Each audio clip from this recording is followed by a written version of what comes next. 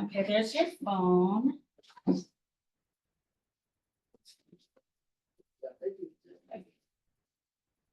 Okay, And we're waiting on. MJ said she'd be a few minutes late. yeah, Is that it? Tom is here, couldn't be here. Bob Gillis I is wasn't refused going and to, won't but come. it rained. Right. So I had signed up to do a farmer's market in Ipswich. Completely forgot to put it in the Yes. calendar. And then, Heather, since you were here live last, will you come and see if I'm doing the this right? first time I ever did Not that I- it, so I didn't want to hold back discussion by not Where is showing up. theirs? Stop video, share content. So Square. I hit start and it Is the said, TV on? oh, we have to do that? Area. Well, when you're on Oh, one well, that would help. thirty-three and you turn left, that's where I'm talking about. There it is. All right. And I'm gonna turn it a bit. We had gone to a craft show there, not this so long time Okay, there we go. ago. He met a guy who was selling. honey. Shows everybody, right? He got involved. That's how it started. That was all it took. I think so. Oh, you're- It says Affordable Housing Trust Fund hybrid meeting at 4. Yeah, participants, cover message. Attendees. Post me attendees. We have to make Deanna, you're gonna be a Oh, host. good. Okay, cool. I was? How do we make you a host on this? I think it's a presenter. I think it's written as a presenter, maybe. What do you, Oh, invite. Say again? I don't remember. what- Hold on, let me get my glasses. And do you need the email from Craig with the link to the applications to be able to open? It's actually on the website, the city website. So you don't need that. I just need to get on the Wi-Fi. Okay. Deanna, can you tell me your email address? Deanna.fay@comcast.net. FAY, right? Yeah. Deanna.fay@comcast.net. Yep.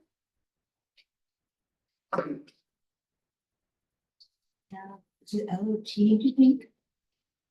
Let's try it. For folks listening at home, welcome. We're going to take a few minutes to get ourselves set up on this end before we officially start this Affordable Housing Trust meeting.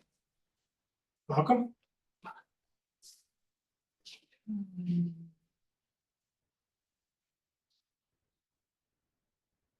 They have this wall up and on the other side of it is the Wi-Fi. Oh, do you need access? You can go through that door. We have a.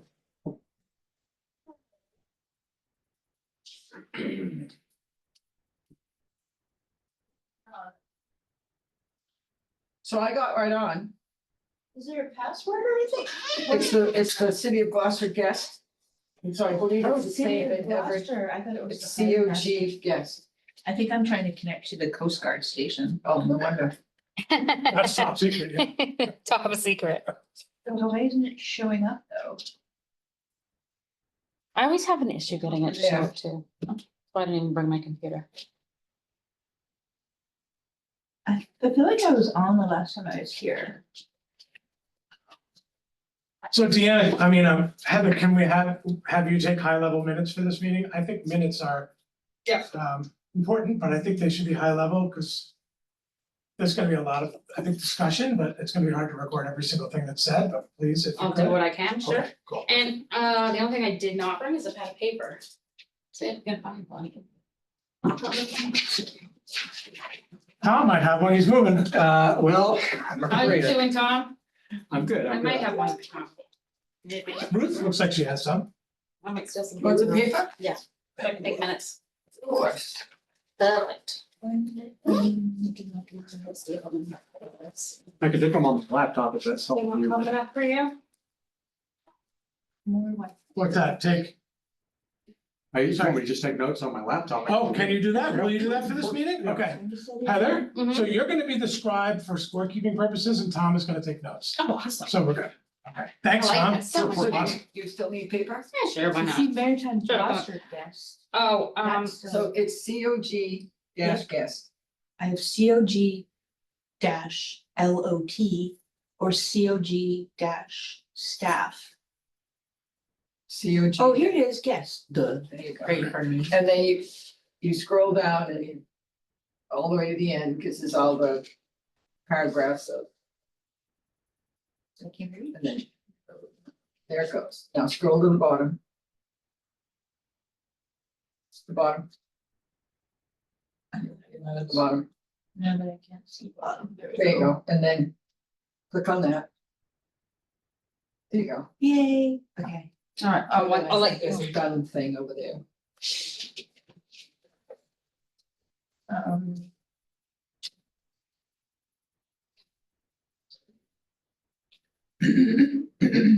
Oh, I have to log into the meeting. Take your time, take your time.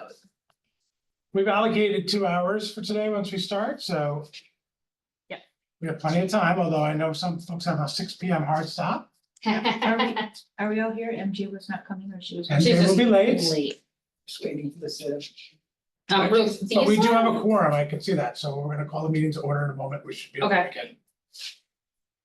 Let me know once you're in, go see, let you. Ruth, these are the requirements we have for the scoring system, if you want this, just a reference back. Thank you so much. Give them to Deanna too. And MJ has one. And I can look this up, And in the interest of time, while you're getting logged in and set up, I will get the meeting started, give an overview to all of you, and there are a couple of audience members, interestingly, here in the room and online, so we can let people know what we're gonna do and set things up as you get yourself squared away, okay, Deanna? Mhm. All right. So I'd like to call to order this special meeting of the Gloucester Affordable Housing Trust Fund. Today being Thursday, May 30th, we're gonna meet this afternoon from 4 to 6 PM. So can I get a second to call the meeting to order? second. Right, all in favor? Aye. Aye, wonderful, perfect. You make me a presenter. Okay, present in the room, I'm just gonna go around and note who's here. We have me, Larry Oakes, the chair of the Affordable Housing Trust Fund, Heather All Daigle, set, Heather? Heather is assistant chair. Oh, sorry, here. It's okay. Tom, your last name is a challenging one for me. Will you please give it to the audience? Our newest board member too. Morgan, Morgan, like the horse. That's right. Welcome, Tom, Deanna Fay, and Ruth Pino. Did I say Ruth? Great. And we expect, so there's 1, 2, 3, 4, 5 of us in the room with MJ on her way, but we do have a quorum to get this meeting underway. So this is, we're out of cycle for our normal monthly meeting. We normally meet on the 3rd Monday of each month, and this is a special meeting of the trust to review funding applications received at the end of April by a number of organizations in town who are looking to secure an award of federal ARPA funds. So the trust did receive an allocation of $1.5 million of ARPA money last year. The charge from the mayor and the city was to put that money to use, helping to support affordable housing in Gloucester. And so we had the task initially to create a funding program and rules of the road, and we did that last fall, and that led to an notice of funding availability RFP that issued in January and was open for 4 months to give for-profit and nonprofit developers an opportunity to compete for some of the 1.5 million. And we're all delighted on the trust to report that we've received 6 applications for the $1.5 million. The applications actually total more than $4 million worth of requests, which is I think a strong indication of both the capacity for development in this town by our nonprofit, especially our nonprofit community development organizations, the need for affordable housing, the need for affordable housing funding. We don't have $4 million to give to these terrific organizations.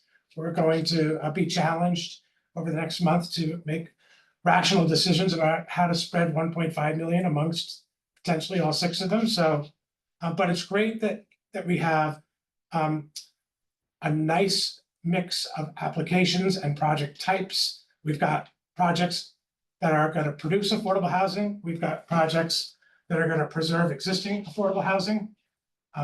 In total, the projects will impact 120 units of housing, either by preserving it or producing new housing. So that's really exceeded our expectations as a group. So we're really excited about all of that.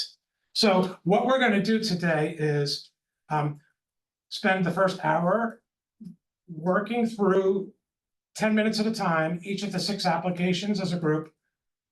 The way we designed the funding program is that we created a scoring rubric where each applicant would be scored on a scale of 0 to 100 points, and assigned points across 9 categories, which were articulated in the funding program, in the application itself.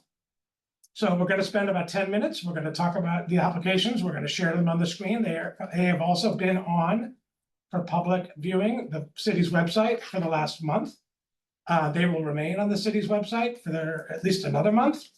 Our intention today is to do the work of reviewing the 6 applications, coming up with a preliminary funding award amount. We may have questions for some of or all of the 6 applicants that we want to ask them.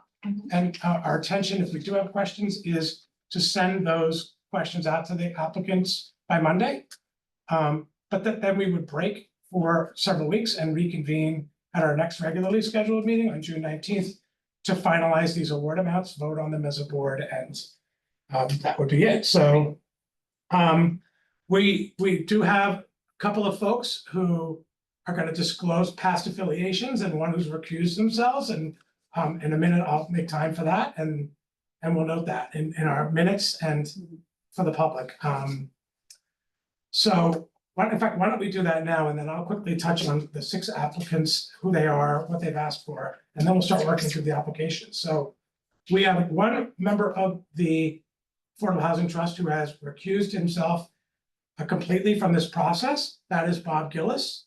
Bob disclosed early on that he is a board member at Harbor Light Community Partners. They are one of the 6 applicants in this competitive funding process. So Bob is not here today and has recused himself and will not be participating in these discussions in any way, shape, or form. He's not on the Zoom. He won't be voting in 3 weeks. He is not a part of any of this. Then there are some other folks, I'm one of them included. I was on the board of Harbor Light, on the board of Wellspring several years ago, not on Harbor Light, as a volunteer board member. I served 1 term on that organization's board. That was several years ago. I have no affiliation with them currently, and I have no connection or affiliation to any of the other groups, except I'm a member of the Y, but I don't think that rises to the level of needing to recuse myself. So I have disclosed that, and I want to be sure that I did that, but I'm not recusing myself from this process. And anyone else here who feels they either want to disclose or recuse should do it now. Ruth? For the record, Action purchased a listing of mine in 2015. And for the record, Harbor Light purchased a listing of mine in 2017. I'm not on either of their boards, nor have I ever been. I was on the Wellspring board somewhere between 10 and 15 years ago, and not since. Thank you for disclosing all that. That's terrific. Deanna? For the record, I was a paid employee at Harbor Light Community Partners, now Harbor Light Homes, from 2010 to about 2020. And I am no longer employed or working in any capacity with affordable housing other than advocacy work. Great. Tom? Tom Morgan, I currently work for a software company, Qualia.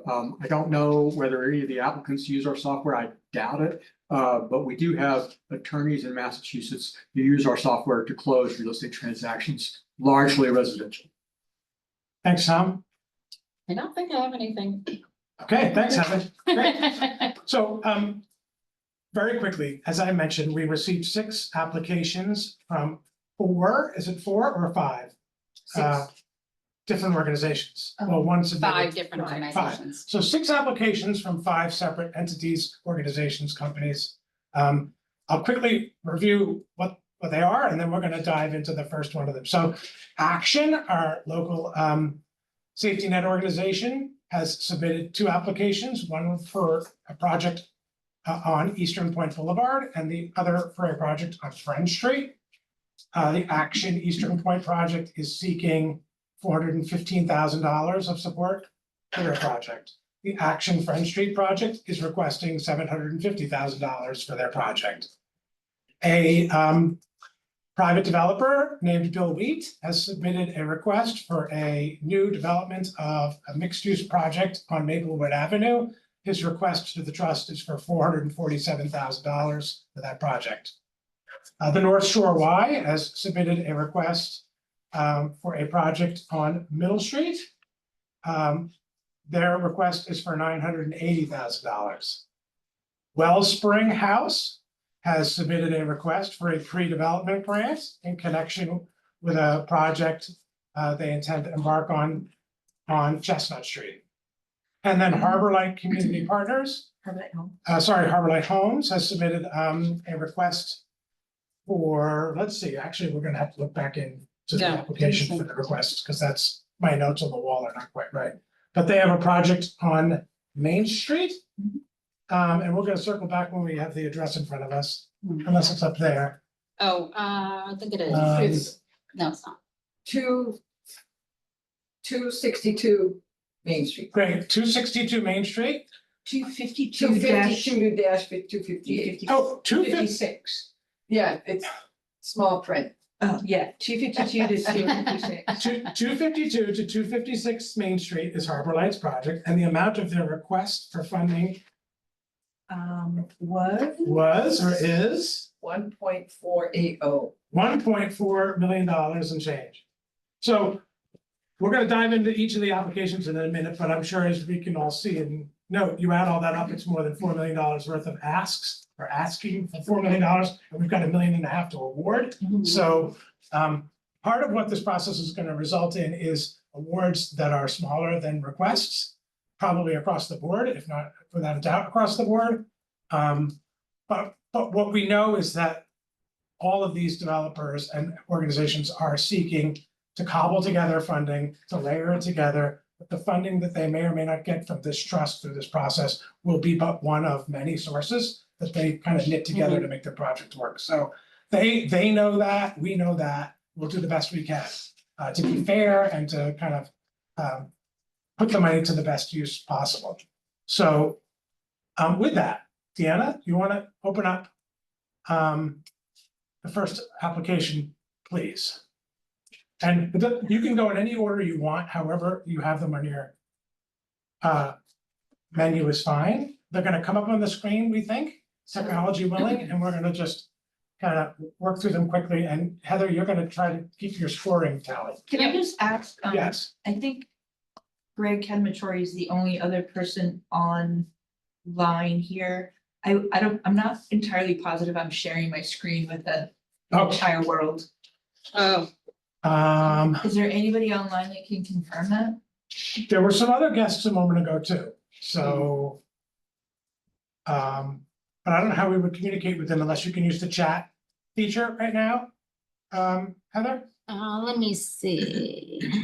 iPhone has raised hand, Oh, so if someone is communicating with us, hopefully they're gonna tell us they can see the application. I'm allowed to talk. You can allow Hi. talking. Hi, Yep. can you hear me okay? Yes, will you identify yourself? Yeah, absolutely. I go by my middle name, Maya. I lived on Pine Street in Gloucester in 2014 and 15 in an old remodeled printing press building that Veronica Morgan owned.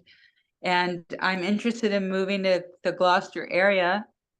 So I decided to finally join you, but I'm just on Zoom and I'm just listening in. And I'm sorry, I can try to change my iPhone to my name, but for some reason I'm on my phone. It hasn't been letting me do that the way it usually does. That's okay. Are Oh, you can you- able to see the? iPhone. Oh, so she might not be able to see the. Are you listening only to this call or are you looking at a screen? I am looking, let's see, at this moment, I can see something that says funding application form. So that's really wonderful. So I hope you don't take this rudely. I'm gonna ask you to hold your questions and your comments until kind of the end of the call, if you still have them. we're just about to start reviewing these 6 funding applications. The first page of the first one is what you're looking at. So, if you don't mind, we're gonna put you back on mute and go through our agenda for this meeting, which you might find very interesting. And then if you're hanging around at the end, we'd be happy to chat with you. Does that work? Can you still hear me? Yes. Yeah, absolutely. I may not be able to stay to the end, and I'm just a newcomer. I'll just enter one thing into the conversation now to be right up front myself, is that I'm an artist, a freelance performer and artist, and I'm particularly interested if any of the affordable housing will involve any sort of integration of artists and their needs. So, Okay. and I will stay quiet, and then if I'm still on at the end, I will probably ask some questions, but if I'm not there, thank you for doing this, and I look forward to learning more. Thank you for joining us. Okay. Thank you. Okay, so Heather, we know that, we're good. We're gonna spend 10 minutes on this first application, which is an application submitted by a private developer named Bill Wheat for 50 Maplewood Avenue. And really, if you wanna kind of do the scrolling through the application part on screen, the first page identifies that, the fact it is Bill Wheat. We see right away that he's got a project that includes 30 units, right? With 8 of them designated as affordable units. Can I just interject? You could say whatever you So want. I just want to also identify the type of entity that's above that. Yeah. He is a for-profit developer. Yes, And he is, of all of the applicants, the only for-profit developers. yeah, so 6 applicants or applications, 5 from nonprofits and 1 from a for-profit private entity, private developer, right? This is that private developer. He's got a proposal to build 30 units of housing on land he owns behind the car wash on Maplewood Avenue at a total development cost of $4.6 million. The project will have 30 units in it in total, with 8 of those 30 units designated as deed restricted affordable housing. And I believe they're at 60%. There's 60% That's right. AMI in perpetuity. Right, so the inclusionary zoning, make sure I get this right, requirement that pertains to the site would require a minimum affordability level of 80% AMI. Mhm. This developer is pledging to set up his affordable units at 60% AMI. So, one of the first things we noted was just that when we opened the application for the first time, that it's exceeding the affordability requirements as stipulated under our zoning Mhm. rules, which we think is great. So, do you want to keep moving through it unless you see other Sure. things on the first screen? But anyone who sees anything you think that pertains to these scoring I just want to categories. point out that of the 8 units, 7 of them are studios, efficiency units, and 1 of them will be a 3-bedroom family unit. Okay, great. And I want to make a distinction, but we shouldn't be making a distinction because the rest of his units are for profit. As opposed to the other organizations who are nonprofits. Because the 60% is really something we don't see from for-profit builders very often. He's also pretty regularly or consistently expressed that the market rate units will actually be rented at less than what is expected market rate. So and part of that has to do with the location of the site, I think. It's, sort of wedged between a car wash and a McDonald's and convenience store. So it's not in a particularly high rent district, I guess, but Right. but certainly considered workforce housing, which is something that we really need. And next to the train.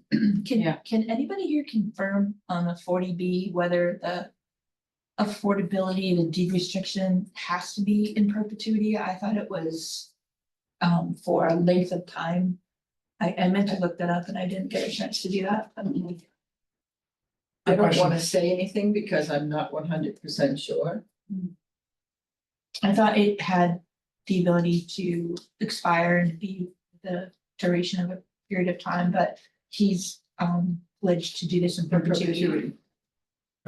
If it's a rental, project, right? We note that in the application. This is not home ownership, this is rental housing. Will you scroll back up just a bit? Sorry. It's okay.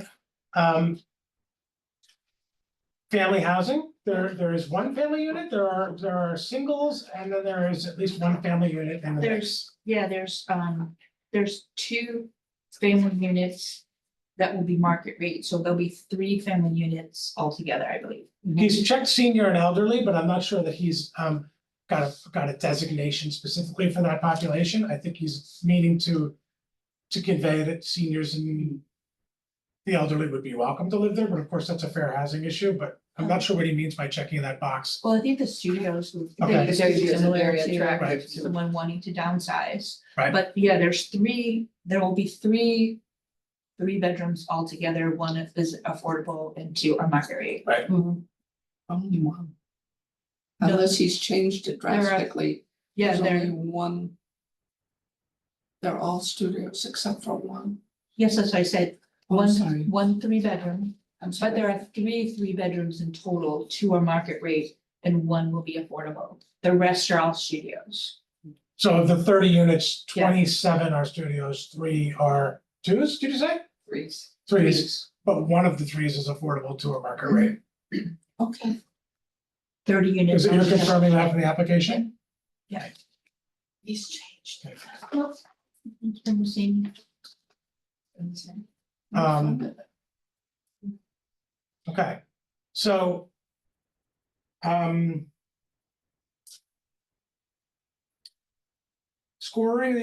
Scoring the application, right? So I think what we really should do is quickly talk about each of the categories. Okay. Development team capacity. So I think this is this guy's first time developing I don't know multifamily if you housing, Want me to leave this? right? So I think that I'll leave on the it. one hand, he's an experienced real estate professional. He owns Mhm. properties in Gloucester and has for some time, including residential properties. So I think, he probably checks all the boxes as an owner. But as a developer of multifamily housing, by his own admission, this is his first crack at a sizable Yep. project. And So it's been you a know. challenge. Yeah, and it's been a challenge. So I think Yeah. there's capacity here on the management and familiarity with real estate side for sure. So I mean, I don't know if he's a 7 or 8 point award getter on this category, but I wouldn't give him 10 because he hasn't done a He's never done multifamily project before. I agree. So I don't know, we could placehold with 7 or 8 there. Okay. Heather, you're gonna keep the score, right? Yeah. So wait, what am I giving him for that one? I think you can give him 7 points there. 7. The next one, development feasibility and project readiness. So from reading the application and from having the benefit of a site visit, or maybe 2, and having some familiarity with the kind of process of development thus far, he owns the site. Mhm. So that's a huge leg up in the kind of affordable housing development check marks, right? He's, as we know, we have a CPC member in the room. He's advanced a request for funding to the CPC. He's doing a subterranean water test with your support now to make sure that the on-site drainage system as designed is gonna function correctly for the neighborhood and the community. That was a requirement of the zoning board. Right, so he's got drawings, he's got his land use attorney, he's filed for the 40B permit. Mhm. He's pretty well on his way in terms of moving toward, being able to proceed. He definitely, we have to see if his drainage system's gonna work. He's got a timeline of, I believe, next month for that study to conclude, to Mhm. be able to know that the site drainage system as designed works as designed. But I would say this is someone who's got a feasible project and is essentially pretty much ready to proceed. Yeah, I agree. I don't know what others think. I would say the last time that I talked to them, they had done the testing on the drainage system and it was looking very good. I don't think they did the full report yet, that it had met the capacity that was required. So I don't foresee that's gonna be an issue. Tom? I don't remember this exactly, but I seem to recall there was an article in the Gloucester Times about this project some time ago. I know the flooding was an issue that was raised by some of the members, or the people who put it in. Yes. Yeah, the drainage system that he's putting in is pretty sophisticated from what I've understood. And that it's gonna really remediate drainage that's also around that, the store, the. Yeah. What is it, a 7-Eleven? 7-Eleven, I I wanted believe to it call it a 7-Eleven, but I Yeah. wasn't sure if that's what it was. So it's not just fixing the drainage on his property, but in the In the area, Yeah. which, Well, I'm and that's all at his own cost. Yes, and it's not a partnership with the MBTA, because the parking lot's right there, but I know that when the parking lot was built, there was some sort of drainage system installed at that time, so I know that he had been working, or his engineer had been working with whatever system was existing to be sure that was working. the same We'll way. work together. I think something to also consider is that he owns the car wash that's there too. And has sort of expressed that maybe down the road he would, get rid of the car wash and make more housing, like the project that he's doing now. But there are 3 apartments Mhm. on top of the car wash that he has maintained. They're not deed restricted in any way, but they are definitely well below market rate. And he has long-term tenants in those units, and Yeah. so they appear to be pretty happy with him as a landlord and a property owner. Okay. So I'll quickly review our own criteria from the application to ensure that we think he's going to achieve a certain number of points here. The applicants demonstrated they've obtained or have the ability to obtain site control. Well, he owns the site already, so he's got site control, so that's 100%, right? Proposed project seeking funding have received zoning or other public approvals already and have clearly articulated the timeline to receive said approvals. So I think he's done that too. He's gone before zoning, he's gone to CPC, he's received an award from CPC, he's into the ground with his Yeah. stormwater system, having it tested. Yeah. Yeah, I mean, I think this guy's got a feasible, ready to proceed project, and my vote would be to give him the full points for this one. Mm-hmm. Happy to hear what others think. Does everybody agree? I'm good with that. This is an interesting one, financial feasibility. So for a guy doing a $4.6 million project with a sizable affordable set aside, he's not, that I'm aware of, going for any of the big like he's not seeking tax credits, he's not seeking state funding from DHCD. In fact, we've heard consistently that he isn't gonna go those routes. He's seeking funding from this body, he's sought and secured funding from CPC. Mm-hmm. But this is a person who's gonna privately finance this project. I think it goes to what you said a moment ago, he's not done this before, he's not familiar with all of those big complex funding machines at the state level. He's a local Cape Ann person who's gonna do this the old fashioned way and self-finance it. In some ways, it makes it a simple, straightforward kind of deal. Yep. So this category says the applicants demonstrated the proposed project is financially feasible. I have to say, a $4.6 million project to deliver 30 units of housing in my 30 years of experience around housing development in 2024 or wherever you are is an amazingly cost-efficient number. He's using modular construction, which is an innovation that he should be commended for kind of utilizing. It's gonna, he's gonna guarantee his own deal with his funders. If he has cost overruns, he'll be meeting the cost overruns. But he's confident he's gonna achieve efficiencies and savings from this approach, which is pretty innovative, especially around affordable housing. So I think he's to be commended for that one, right? So he's demonstrating he's got a financially feasible plan. He's leveraging other public resources. He got a CPC award before he arrived here to us today. Mhm. And he's committed. And he's Yeah. committed, yeah. So again, I think this is probably a 15 for me. 15 for me. But anyone else and others who wanna comment or? I would just back that up. I like Ruth said, he's committed. I think that in the world of financing affordable housing and trying to cobble together all of the funding that is required to build anything with, that's deed restricted, this is a 40B, this is, a for-profit developer, but the fact that he's been so committed to the affordability piece of it and he's really fully embraced the workforce housing need is what we would want to expect from more developers in the area. sort of on a voluntary basis, and Yeah. he's just been so committed to it that, and not swayed by the challenges, because this is really, really hard stuff to figure out. Even for somebody that's experienced working in affordable housing, Larry can Yeah. attest to that, like making this funding work is not an easy feat, and so for a first time, for-profit developer taking on that challenge, I think that's great.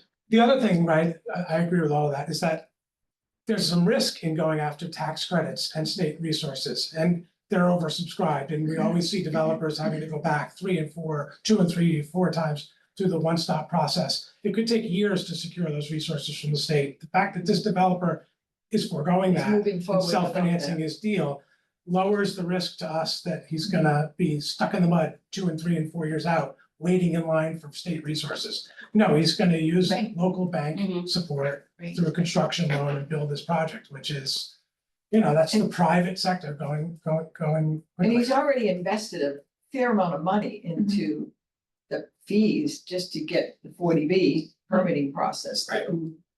Yeah. And, I mean, I think we probably talk about this in other categories, so I'll hold off what I was just gonna say, so.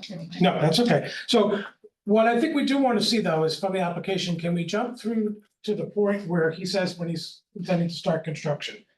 So, right, so my understanding of his timeline is he's gonna see that the underground testing water management system works within the next 30 days.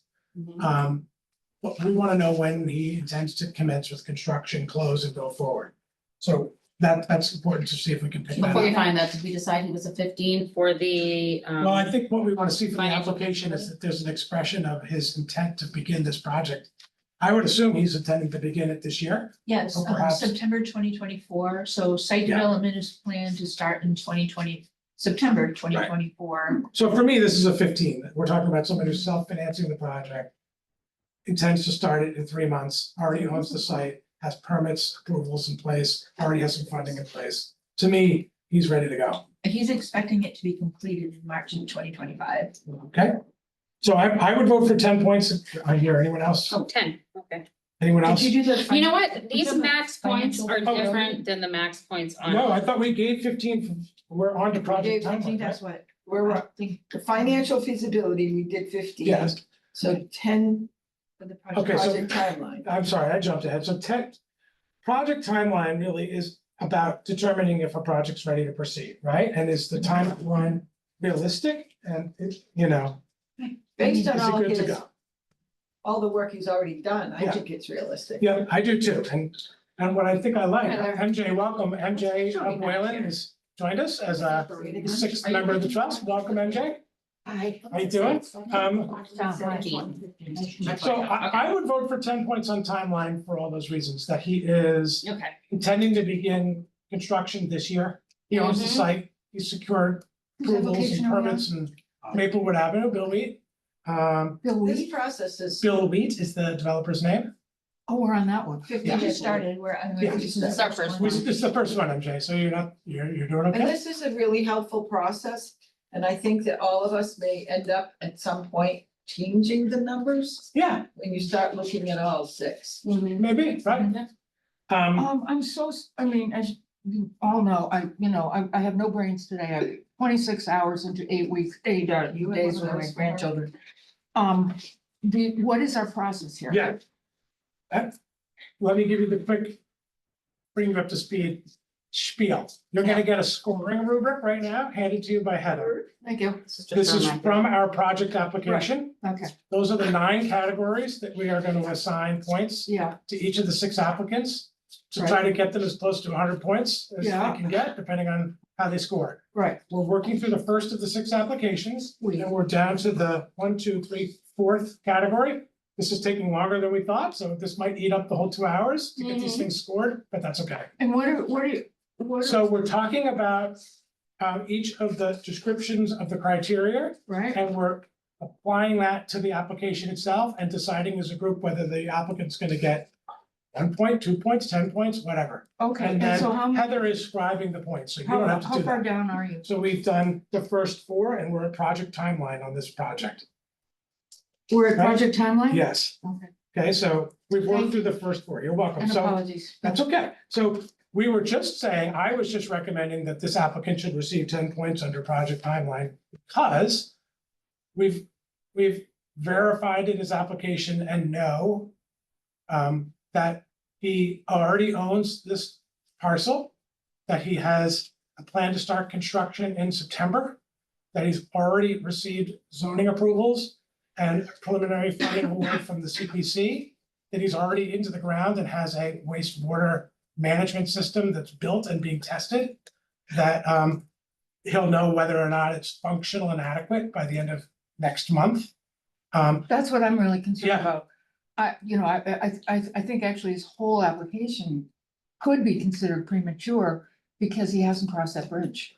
So my understanding, we have a CPC board member in the room, and we could maybe get this confirmed right here and now, is his $100,000 award from the CPC was conditioned on this system functioning correctly. That is to say, if it doesn't, and there's something fatal about it, that means the whole project is no good. And they used to learn that in a month, that the $100,000 from CPC I could have to be, tell you that I don't know the wording of the final. okay, I don't know the wording of Yeah, I've the been sort of final following it and I Yeah. agree that agreement. that was something that was part of the approval process. Was that. generally, right? I may not have it worded just right, but that there was a condition placed on the award tied to the system. And that would be what it was for. Proving that the site drainage was going to be adequate, not, maybe I'm not saying it right, not that that the system would be adequate as designed to handle the runoff of water over a prolonged period of time, so it's like a study they did for several months. And the award CPC made was conditioned on the study coming back showing that the system is handling stormwater runoff and drainage in the area on the site and for the abutting properties. The budding properties have been contacted about this because that. They Oh, yes. They're- No, I mean, I know they really are Well, concerned they- about it. Yeah, there's been the system design was like all. I don't wanna say approved because that's not the right word, but all of the abutters were aware of the system, the design system that went in. And I don't know that there's a formal report done yet, but I think the testing has already happened. Or soon to happen, or they've been doing a series of testing, but there appeared to be no cause for alarm. With the, I think the thing for us that'll help us to make the decision at the end is getting the Board of Appeals decision. Mhm. Just getting a copy of it, just to understand where. that will be. And one of the things, backing up I'm for a just minute, trying to see if I yeah, can find. the purpose of today is to discuss these applications and give them a preliminary ranking and rating, and even if we can get there, a preliminary award figure to be placed in pencil for us to go and break, right, and go away for 3 weeks. We may have questions that we want to ask of any of these 6 applicants, and what we've laid out is that we would take those questions to the applicants on Monday and give them a week to respond to us. Yep. We aren't gonna vote on final funding awards until the 19th of June, Yeah. so, We would have an answer to. the- right, we could ask you, Bill, Believe me, I'm not gonna about, be this picky with the others. This No, was no. the one application that I really was concerned about because of the water, you know? and we could ask Bill for updated information about the status of the testing that's happening, because what my understanding, I think I got a pretty clear explanation from Council Member Grow about a month ago, is that the award from CPC, which was reviewed by City Council, as I understand it too, right? Like the award itself was conditioned on the system being set up and then tested over a prolonged period of time. So the testing, I think, involves looking at how the system performs after a rainy day, after a wet week, after a wet month. It's not just how did it work for a week, and it's been going on for several months and I think it's meant to wrap up sometime in June, actually, Deanna. So we could ask for confirmation of where things stand with the testing of the wastewater system. Is it functioning? Not wastewater, rainwater system. Is it functioning correctly? Is there a report that's forthcoming? If we want to see the Yeah, we report, wanna see the report. I Then when wanna is see that the gonna be data. issued? I don't want Bill's word for it. I mean, not that he's not an honest guy, I'm sure he is. yeah, But I think that we have to do our own due diligence and this one has a lot of question marks. so let's make sure before we break Yeah, tonight. we'll that we- add that as a question. Yeah, that we come up with a way to ask a question of him that satisfies the board, Mm-hmm. so that we get additional information from him, knowing that the testing period is meant to, I put a little quick Conclude note in on June. this. Sure. yeah. Great.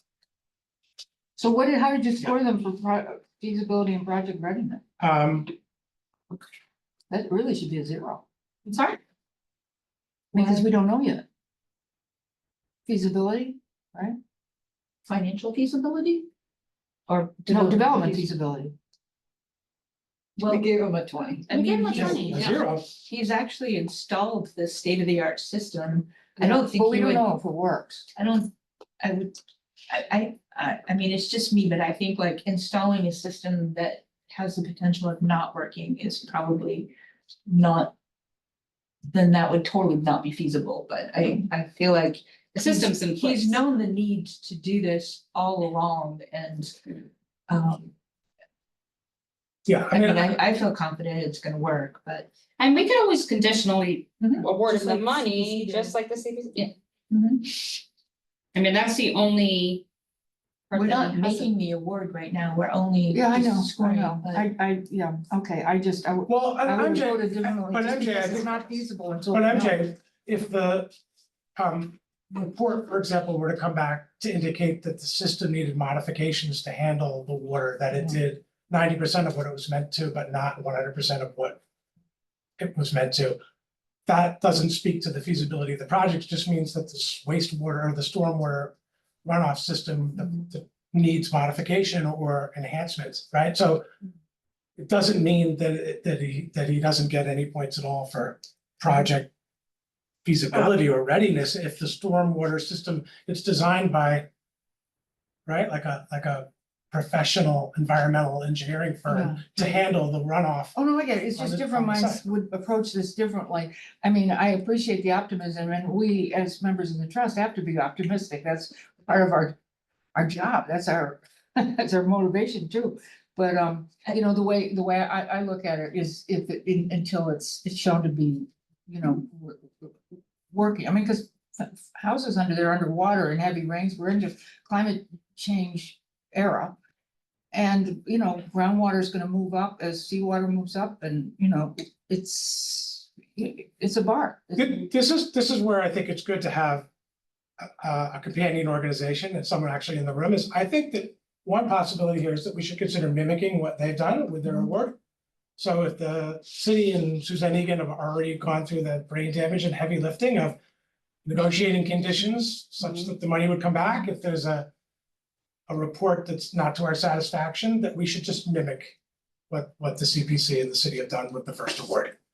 That would be my inclination and Well, that sounds instinct. good. But we could also ask him a question, this developer, of what is the status, so we can do that on Monday. Cause I do feel like it was either the end of April or the end of May was the date that. Right. The testing was gonna be. And if we I ask, could be wrong. if we ask the question on Monday, we've said we're gonna give developers a week to respond. Mhm. We aren't gonna take a final vote on this award for another 4 weeks, almost 3 Mhm. weeks. So we have time to hear back from him.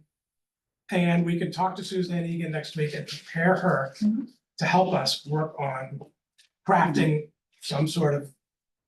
Yeah. You know, conditional language Mhm. that would go with any award that we might or might not make. Okay. Is that your only, is that the only concern you have on this particular project?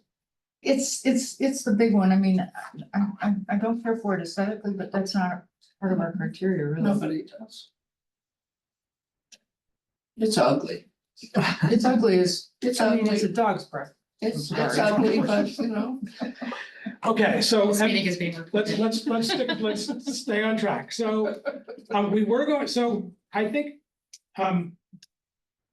we were at project timeline, right? So now you've Yeah. joined us, MJ, you can challenge us from here on out. to Oh, the no, rest of the this is a big one. So That's right. we were in the process of giving him 10 points for the timeline because he's ready to go in September. We talked about the fact that he's not pursuing tax credits or other state Okay. resources that are hard to secure and delay things. He's ready to proceed, Yeah, like at the end of the summer, if the stormwater system turns out to be functioning, right? Mhm. So I would vote for 10 on timeline. And then we'll move to affordability objectives. I agree. I agree. I'm fine with that. Okay, so the next one is interesting, right? We've noted, MJ, it's a 30-unit project, Uh-huh. 8 affordable units. It's a private developer. We thought this was unusual, and to his benefit and credit, that he's pledging to set them at 60% AMI, whereas the inclusionary zoning requirements in Gloucester would have only required him to set them at 80% AMI. So he's coming in at 20 basis points lower than that, which is, we think, a good thing. So on the one hand, those 8 units are required to be affordable per our zoning, right? So he's got to do affordable units, got to do 8 of them, 40B. right? And Yeah. per 40B, but to do them at 60% AMI is like above and beyond what our Mhm. zoning would have required. So I would add that from conversations that I've had with him and others, he's been consistently at 60% AMI from the very beginning of the project, never wavering. So even when it came down to having to do the storm drain and knowing that that was gonna be an incredibly larger expense to the project, he still never wavered to change it to 80%. Yes, and we're only familiar with what we have here. And I don't know about other communities, but to have a for-profit developer do 60% means a lot to me. I mean, I know it's Yeah, not it's unusual 100%, but it's unusual.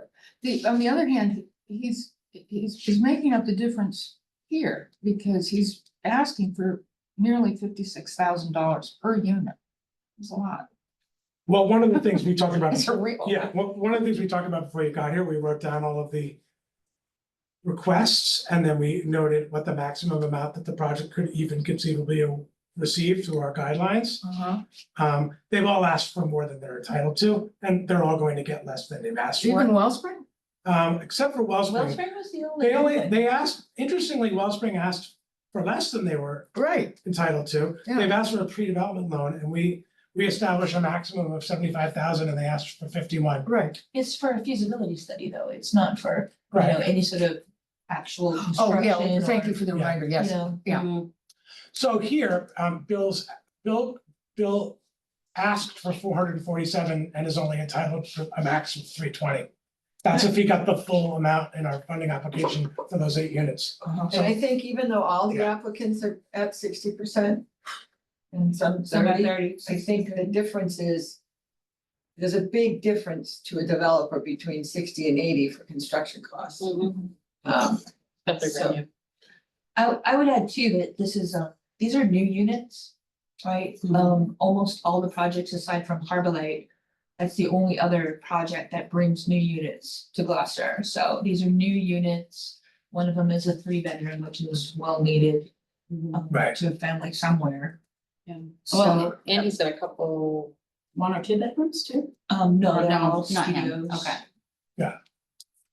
So, so let me read the proposed project will create new affordable housing opportunities that target lower income households. Yes, that is true. And a minimum unit subsidized with our trust funding must support units at 60% AMI or below. That is true, they do. And those that provide a greater portion of total project units affordable below 60% will receive higher evaluation scores. Well, he's got 8 of them at 60%. So if we granted him the full amount for those 8 units, he'd be at 320. He's asked for 447, so he can't have that because we don't have that to give, and that's more than Right. our rubric allows. But I think he gets 15 points for affordability objectives because he's met them as defined in our Mhm. Well, he's actually Application. more than met them. Yeah. So we can give him the full points. I think so, Yeah, yeah. we can give him more than the full Okay, points. no, so we get 15, everybody agree? Yep, Yeah, 19, okay. I agree. Next, other housing objectives. The proposed project includes additional affordable housing commitments. Programming or otherwise serves targeted populations that seek to maximize access to affordable housing. Other affordability considerations include length of deed restricting, targeted or preference for disadvantaged households, wraparound services by a qualified provider, or family housing. Other general considerations include green building practices, inclusion of spaces that benefit members of the general public, and a local hiring workforce development opportunity. He's committed that his regular priced units will be lower than market. Yeah.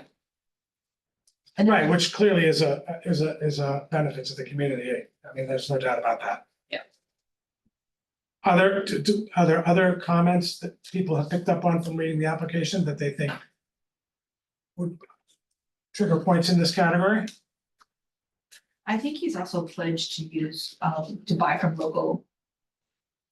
Wait, do we know? Do we see that in his I'm application? trying to Yeah. remember if go back and read this again. I'm pretty sure I read that. Well, several, not all of them, but several of his team are local. Yeah, it But is. I don't remember reading about. The 8 affordable units will be restricted, the project uses a modular company for the construction and installation of these units, and Bach Builders will complete the work. Bach Builders is a local company and would use Yes. local contractors for the project. Okay, Where is Bach? they're Cape Ann based, right? Yes. Yes. Are they? Okay. So he's checked the box on hiring local subcontractors. He's got a family unit in there. He's actually got 3 family units in there, one of which is affordable. I'm not sure we see any other family units in any of the other 6 or 5 applications for the trust, do we? No, there was a. I mean, right, these are all somewhere. studios or Yeah. ones or efficiencies that are Yeah. coming in across the board, except for this one project and except for this one. I mean, that's something of a disappointment. Yeah, Right, 1 unit out of all of these for families is unfortunate. I think that's reflective of the affordable development world we live in. Developers have been trained, unfortunately, to avoid presenting or proposing family units because of the pushback they get on that from communities that don't want to hear about affordable units for schools. But the Yeah. other So part it's of not it surprising. is the state funding. The state will say, this is what we prefer you do right now. It's not always families right now. It used to be elder. And they've shifted several times. But it's also the target population that the entities are working with, so Action and the YMCA are both targeting formerly homeless or Correct. the Mhm. individuals that need specific services and job training and things like that. As of Harbor Lights senior housing, 100%, so it's the target audience. This particular project is geared towards workforce housing, so. Yeah, I was gonna say only 8 units are affordable, but 30 units are really workforce housing. They're not Yes. gonna be a 55 Yeah, plus and- community. And But how do 3 we- units are family. Yeah, how do we know? I mean, it's just a word, isn't it? I mean, workforce and all that. Well, the rest of them are 55 plus communities, so I mean. You can't have some of the wait staff and. People that really need the affordable housing. Mhm. So back to finding points to take away or points to add. I see local hiring reflected in the application. Mm-hmm. I see a family affordable unit and 2 more within the development. Do we see, can we confirm in the application a commitment for perpetual deed restriction? I mean, we've said as a Yeah. trust, I know. our award of funding will carry a perpetual deed restriction, right? I mean, that's what we've I think said. it's actually in the Board of Appeals decision too. Right, so I mean, that's gonna apply to everyone who accepts our money is the condition that they deed restrict in perpetuity, right? So. What I don't see is, what we don't see here are some of the other laundry list of other housing objectives that we've listed in here. Right. Which doesn't necessarily mean you have to have all of these to get your 10 points, but it's not supportive housing, so we don't see services. It is family housing. One, We don't know Well, that there's there's, 3 total in the project. right, There's one deed restricted affordable, there's 3 total in the project. right, so it's right, but 27 we don't. 27 studios and 3 3-bedrooms, So, one of which is affordable. So it's like 10% family housing as an overall percentage of the, But I he didn't has think we said were he's counting keeping that. I all mean, 30 below market. considering the market rate ones. no, I mean, I think you're just pointing it out, right? I was just pointing it out, yeah, Yeah, that, you know. Yep. It's still a family unit. Tom, Mary, do you know if any of the local veterans, like AMVets and whatnot, have expressed an opinion on veteran housing? on veteran housing, Yeah. whether it's needed or desired or. There's been a lot of communication from the Veterans Office about the YMCA. Got it. Not the one that's being applied for, but the other one. Mhm. So that information was given to the Veterans Office, so they're in the middle of all that. The Veteran Service Office. Yes. Thank you. So so in the interest of time, this is my suggestion, again, we're not finalizing anything, then I think you should get half the points for this category, so it's a 10-point category. Are you and in the other, I'm in the other housing the objectives. one thing area. that you didn't mention was Yeah. about the green. Greenhouse, building the green practices. objectives, Oh, yeah. There's please. gonna be solar panels, and I think he has some other energy efficiency sort of things, and I would actually put the stormwater drainage system in there as, you know, a green building practice, because that is something that will. Oh, sort of well, fall and under- particularly if it- counted as such. If it improves the drainage for the overall community, then it's a benefit But we- without a doubt. We don't know, and we've already said we're gonna make any award conditions on knowing, right? Yeah, So, no, but I- if it does perform the way he's touted it, it's Uh, gonna improve drainage in the immediate area and for Yeah. butters too. But we don't, to your point, we don't know till we know. Right, But I would, So I said five. Leave Are you that. lobbying for more than five or others wanna lobby for more than five? for the other housing. Yeah, it's a 10-point category. I was leading with, we I should would go with more than give him five. five, but someone's gonna make an argument for five. yeah, That's I- fine. I say five because he has a I- deed, I can go with five. he has a I- deed in perpetuity, he's hiring local people. He's got one family unit, we wish there were more. Mhm. You're making the point that a drainage system could help the. Yeah, I would put that the butters. into the idea. So of- I'll give you a point for that, so I'll go to six. Somebody wanna try to go higher? I mean, No, What else is he missing? all along, I could have put up storage containers and wouldn't even have to worry about the drainage, so. Services. I don't know, you know, I just, it's, yeah, don't get me started on building on a swamp. It's just, I don't know how you can call anything green that takes a wetland and builds on it. Is it a It's not a wetland? wetland. Pretty much, I mean, not wetland, capital W. Okay, Technically, it is not a wetland. It is next to what is considered a wetland. And the whole parking lot was flooded all the time. right. He's serving the whole place. Well, this is such a good point, right? So if not for this new system, we would, if nothing would happen on this site, it should be noted. It would continue to be a site that floods with feet of water on it at a time sometimes, which affects all of the people who are concerned about his development. More if it's left than less if it works. If it Right. works, But what? we don't know if it'll When work, it, but when it fails, we've got 22 units. why would added it to- fail? What? Why would a stormwater system I fail? don't know, but what if it did?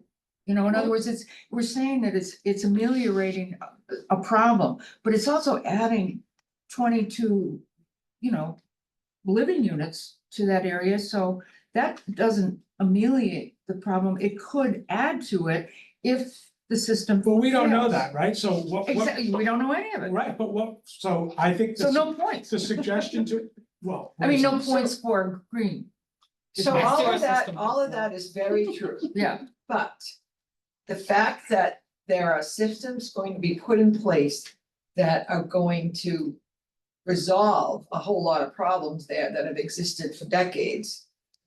We hope. Is worth, Yes, we yes, hope, that's he, true. he, But it's he's noted also that going to he improve- hopes. But he's Yeah. also going to improve the sewer and water locations, and it's all part of the big package. I think this could be Hold on one questioned second, on Heather. any, I'm sorry. Just a factual question, do you know the percentage of impervious cover now on the property versus after the project is completed? Great question. We'd have to look at an environmental report to know that precisely, but it's a great question. And no flow? It may be included as an attachment to this It might, application. yeah, it might be in the sort of, Yes, yeah. Heather, what was your extra question? information. I didn't have a question, but I kind of think that what I'm hearing is most of these questions would happen with any of these pre-development properties. So I think, you know, the what ifs is something that obviously we want the report and we're not gonna grant them the money, it's conditional on that. But if we start getting into the what ifs of all 6 of these properties, we're gonna be here till July. So I think we need to make the question set and then get the information. But I mean, what if something happens 10 years down the road? I don't think that we should be conditioning this money on that. Oh, no, I agree with you on that, Heather. It's just a naturally cautious, being an attorney and all that, and, what, you know, what I'm resisting is that we are, you know, mentally or emotionally solving the problems in our heads when we don't know if they're solved. Well, actually, we have subject to drainage report, check the timeline with drainage report. So I think that we're not making any decisions today. We need to get more information and then come back and talk about that Yeah. stuff.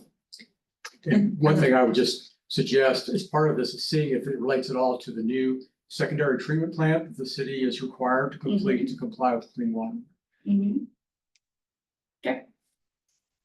Yeah, I'm just gonna say that I'm trusting that he's been really working cooperatively with the engineers that are Environmental. designing the system, the city, who is telling him what is, needs to happen, and that he wouldn't have made the investment in any direction that wasn't gonna be successful. Yeah.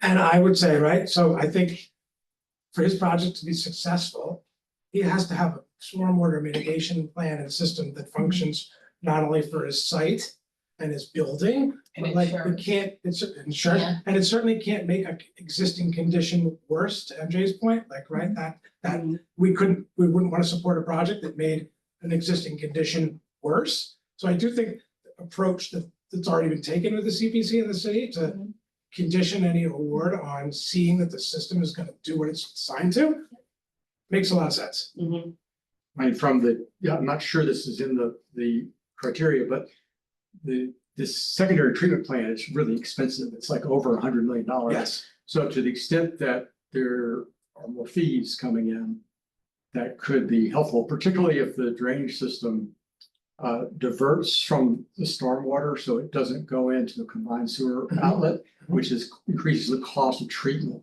for the city, increases the cost of the secondary treatment plant. Okay, we gotta move on to the next. okay, so So what are we giving it? 5 points. Okay, next one, align with housing production plan. The proposed project is consistent with the goals and objectives of the ARPA guidelines, the Affordable Housing Trust strategic plan, and meets Gloucester's housing needs identified in its housing production plan. I would say that's a 10.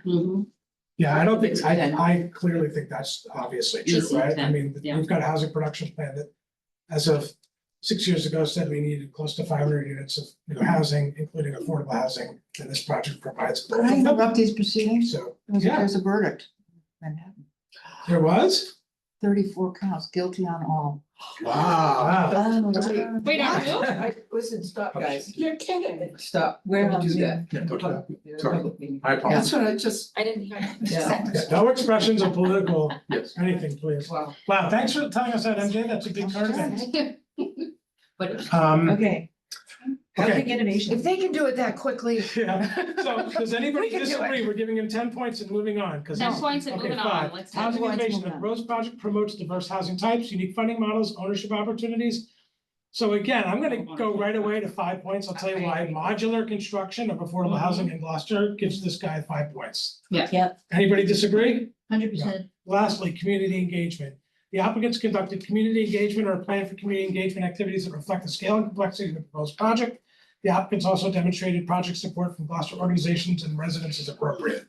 I'm gonna give that a 5. I've been I at would some too. meetings where Yeah. he's actually been very open to some of the change input that Very much so. Okay. residents I have agree. made, so. Great, so much for 10 minutes on an application. We scored one. Wow. Yay, we scored. one little point, I just, and I don't know if this. Oh, no, I'm the problem here. I got here late. We had a No, lot no, of no, catch up. this is gonna take longer for each application. That he is instigating a new traffic pattern for the whole area. Yes, You know, it's it's- in here. So that's part of it too. Yeah, it's He's- included in the Board of Appeals. It is, okay, good.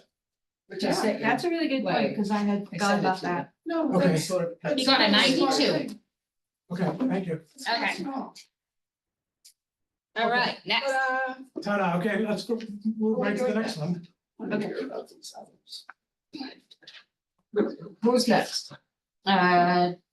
Deanna, what do you want to pull up next? I think they're all in the same document, so bear with me. What do Oh, no, they're not all in the same. Oh, document. no, yeah, They're not. That was my bad. it's okay. Yeah, if you go to Greg's thing, they're all listed different. If you go to the right of PDF 50 Maplewood Affordable, there should be an arrow there to get you back, I think. Oh, sorry. That's okay. We'll make it work. Keep talking. Okay, I don't know what, Okay. so there's an order of applications on your queue that I'm not sure what it is, so. I'm gonna wait for you to pull up the next one. Okay. Eastern Point. Eastern Point. So this is Action's application for funding for its Eastern Point Boulevard project. Eastern They've Point requested Road. 415,000. Road. Sorry? Point Road, there's a big difference. Eastern Point Road. There's a big difference, yeah. Jeez. Don't forget the That's an point. East Gloucester Don't joke, forget the right? point. Alright, so it's 3 Eastern Point Eastern Point Point Road. Road, Gloucester. Mhm. Yes, okay, and this is Action applying for a project that includes 13 units. All 13 are affordable. This is a 2,300 square foot existing property, right? I think we all know where it is, probably, right? Yes. Close to the entrance of It's Rocky right on Neck. the corner. Yeah. They're seeking this funding as part of a plan to support the acquisition and renovation of the building. To keep it already and bought maintain it, I it and believe. support They already housing, bought right? it, They yeah. They did. already bought it. So they're gonna use this money to carry out a renovation. Yes, I think it has, it's all in there. These are all 13 units at 30% AMI. So this is the sweet spot. This is what we always hope we'll see on this trust board is the deepest possible affordability of all, which is 30% AMI housing, would be deed restricted in perpetuity. It's making use of an existing project. We're not cutting down any trees. We're kind of being good stewards in that regard. They are. So let's work through and score it. And just to be clear, so I don't know that it was pointed out that Yeah. it's 13 units, but 12 of them are SROs. And one of them is a studio. Okay. Yep, okay. So development team capacity. For me, it feels like an easy one at 10 Yeah. points. This is like an organization that we have known and worked with in this community for a long, long time. To me, that's an easy 10-point I agree. award. Everybody?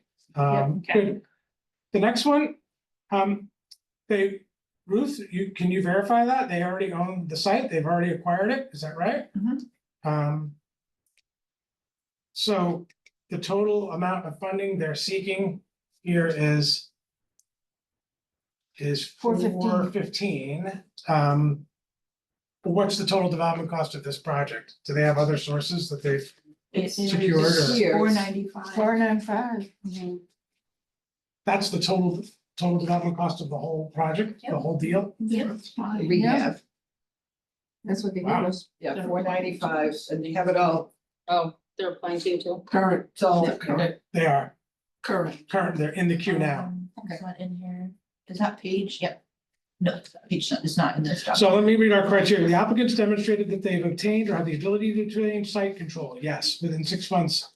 They already have it. Proposed project seeks development funding and has received zoning or other public approvals already. Or have clearly articulated a timeline to receive said approvals. They're not changing the use, so I can't imagine they need any zoning relief. It's an existing multifamily and they're gonna continue to operate Yeah, as there's such. no zoning. There is no zoning to obtain and they already own it. So, I don't know, it feels like they're probably close to or at the full 20 on those criteria, based on that criteria. Okay, perfect. Anybody disagree? No. Financial feasibility, the applicants demonstrated the proposed project is financially feasible and leverages other public and private funding sources. Well, it sounds like we're the only source We're that it. they're really, that's awesome, the CPC, right? They're not going to any other funders outside of town for this deal, all right? That there aren't any low-income housing tax credits or other state or federal funds that they need to find, which makes it in some ways easier for them. So since they already own the project and this is like a moderate rehab, if you ever were one, it It's a sounds like. big rehab. So then what am I missing? If it's a big rehab, they only need $500,000 to carry out a big rehab? Well, there's the budget. Right, so let's say, I mean, yeah, buildings in rough shape. yeah. So maybe we'll say it's a substantial rehab, right? So they're doing $500,000 of work to an existing building with 14 units in it. Which, I don't know, maybe we have a different measuring stick for substantial rehab, but they're not gutting the building out. They're not completely rebuilding it or, They Doing- paid $1.250 million for it. outside of this. Correct. with their own source that they're not counting as. So that's a substantial investment too that they've made. So they've taken, Action has taken more than $1 million of their own resources, which are not expressed in their application here, and self-funded the acquisition. They're not seeking acquisition financing from us, Correct. which is interesting. So they're really only looking to support a $500,000 renovation. Yeah. Scope of work. And from what I understand, the rents there were low already. They weren't what I would consider market rate. Does the project have the benefit of Section 8 or project basing of Section 8? That I don't know, but They are I thought that 50,000. building had a subsidy, but I don't know. probably could be. Yeah, They're getting 50,000 from a CDBG and I think it does. 30,000 are coming from Action's general funds. You think it does have I project based think Section 8? it's the one I'm thinking of. Housing Authority does contribute That to makes sense. SROs, and I know that it's not only Middle Street, but I don't know the exact. I'm not in a position to know the exact addresses of where we subsidized. And I should point out in Section 8, because I did a little work on this in the past life, the landlord has choice, under federal law to choose or not allow. It's the inspections that determine whether the property qualifies. Hmm. So there's a list of people who qualify for Section 8, those are human beings. And then property, if it physically meets the Has to meet inspections, the- but they don't have to accept the applicants unless they want to under federal now. I don't know what well, no, Massachusetts. you're right if it's an individual voucher, but not if it's if it's project-based vouchers. Okay, that's, I didn't. Yeah, No, I represent a lot of housing. Oh, there authorities. you go. So you know about that. two attorneys in the room is always Oh. dangerous. But right, so Tom, it's like, project basing is like, imagine the voucher instead of being tenant in the hands of the tenant to take where they wish to find an apartment. Right. It sticks to the building Got it. and is Okay. administered on behalf of the property in cooperation with the owner. So it's like a partnership between the housing authority and the owner. And when the person leaves, the voucher stays, unless they qualify to I get a see. portable one and then they can take it. They The backfill it. Thank you, that's very. Yeah. why will be project, Right, it's the new project, you mean, the the new, new senior project. the is Jack- that the SRO, which project? This is the that? SRO, That's the SRO, that will be project. Right. Okay, so, I mean, I feel like, again, this applicant probably gets all the points here, considering they've already purchased this site with their own investment of their own resources. And they're seeking, honestly, what feels like a fairly modest amount from us and the CPC, but that it's both not an overly ambitious rehab plan, although I think it's substantial, but it's not like they're gutting a building out and they need tons of resources, none of which they have yet. No, and they paid a market price for this building. And they're not seeking that support from us to even. Right, and so what it does is continue the use of the building Right. as low market rent building. Yeah. And Who what did I'm you buy not it from? remembering, say it again, Who was it purchased from? You said they bought them, the 3 Eastern Point Realty Trust, oh, yeah, no, but from? Oh, they bought it from? Yep. The Eastern Point Realty Trust? yes. So my point is, right, that it's housing preservation, because it's existing, naturally occurring, affordable, or perhaps it's not deed restricted currently, right? Even if there are vouchers attached to the property, it's not got a deed restriction currently. But they would have one now if they take our money and we award it to them. But it's really housing preservation in that it was already an affordable asset in the community. Right. And Action is acquiring it from a private trust, gonna deed restrict it, do a modest amount of work, and we as a community wind up with these 13 affordable units at perpetuity. It's also in a neighborhood that doesn't have a lot Yeah. of diversity of Right, income. Such a good point. and it's on a bus route. Yeah. But I feel like Good point. for financial feasibility, they should get the full point spread for buying the thing with their own money and really coming with a modest rehab plan that is not seeking an overly ambitious amount of money. If we give it to them, they've got a financially feasible project. So Sprinkler, siding, wiring, camera, That's a windows, lot. steps, fire escape chimney. But it's minimum, like the window's $20,000. you know, it's not a small building. No, it's I- not so building. that's not a lot I of spent money for 30 on windows. my I house know. 20 years ago. There's no real On my, just my exterior- one house for Yeah. windows. There's no exterior, like beautification work, so I mean, I wonder if they'll be tackling I some other think all things of in the this future. work listed here is all to make the building safe. Yeah, Yeah. I agree. Life safety improvements, right, Ruth? Correct. Yeah, And so you can Because pass that's what it sounds housing like. quality, which Egresses and all sounds that, like. sprinkler system Yeah. and. Yep, the roof. Well, I think they probably did that because we can't give the money for cosmetic, so they didn't put those estimates in there. And it's also true, right? That's such a good point, Ruth, that if your objective is your action and you're trying to create affordable housing in the community and you want to do that in an expeditious manner, you make this housing safe and you make it Yep.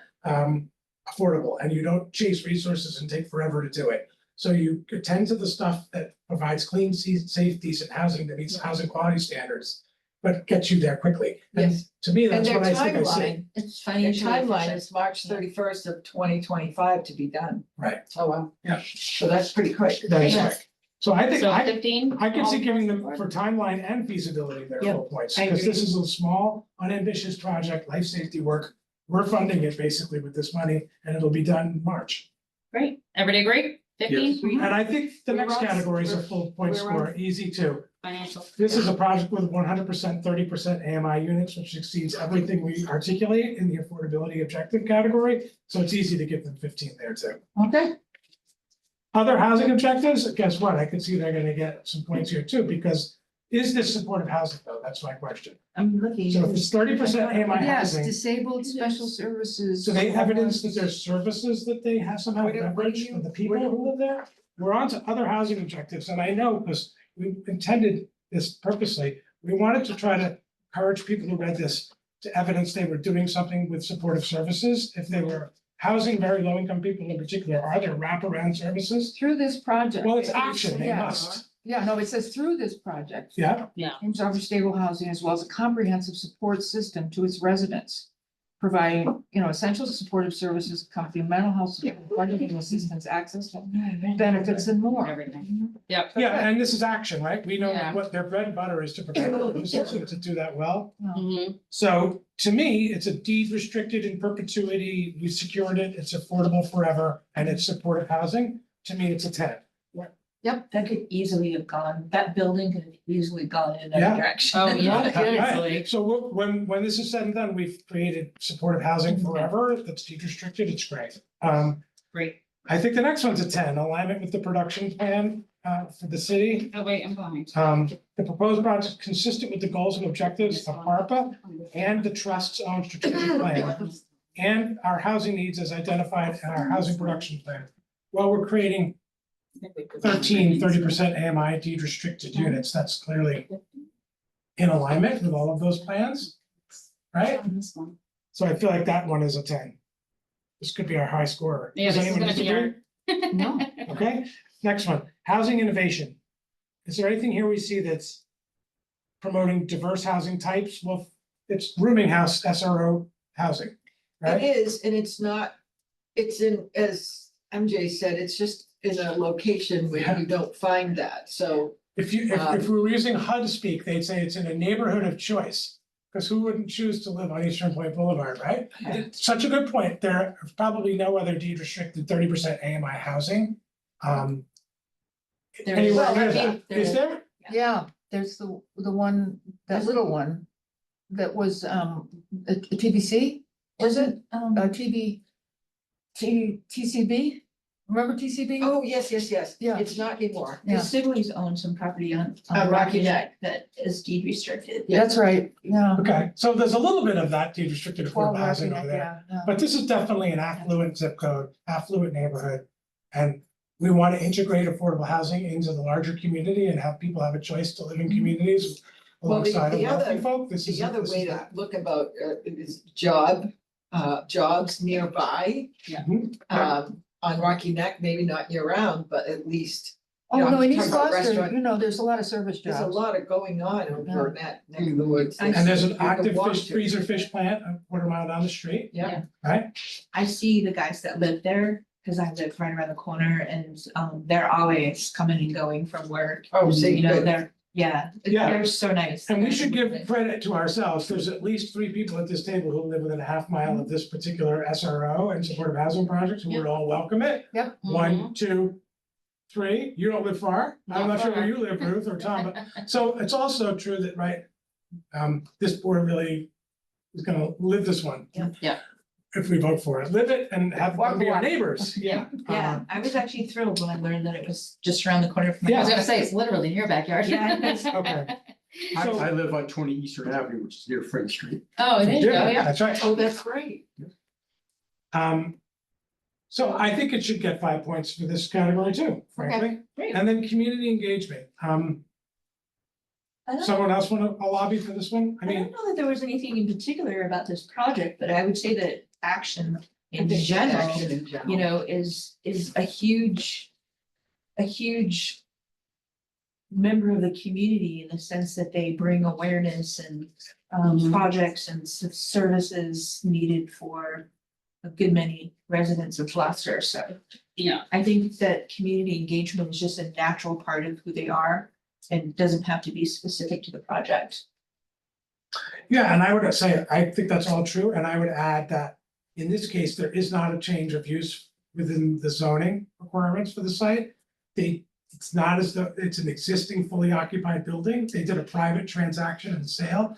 They really didn't need anyone's permission in that neighborhood to acquire that building and keep it as a rooming house. Mhm. So whether or not my friend John who lives next door or not, was notified and had a big kumbaya meeting or not, really is no one's business. It's a private sale and it will continue to be leased housing. Just so happens to be small efficiencies and now de-restricted at 30% AMI. I don't really know how much community engagement they're really required even to do. I think We're not it's, changing anything as about it. Deanna pointed out, Yeah. I It's the think same it's tenants. just, It's the same tenants. you know, it's not like, you know, the weed project, which is, you know, brand new and stuff Right. going up where it wasn't Right. before in a kind of an area that we're not sure Yeah. about. This is all done. No, it's so done and they're just. I would say building give them the property. 5 points for all the reasons you listed, and I note that I don't think they needed to do a lot of community got 100.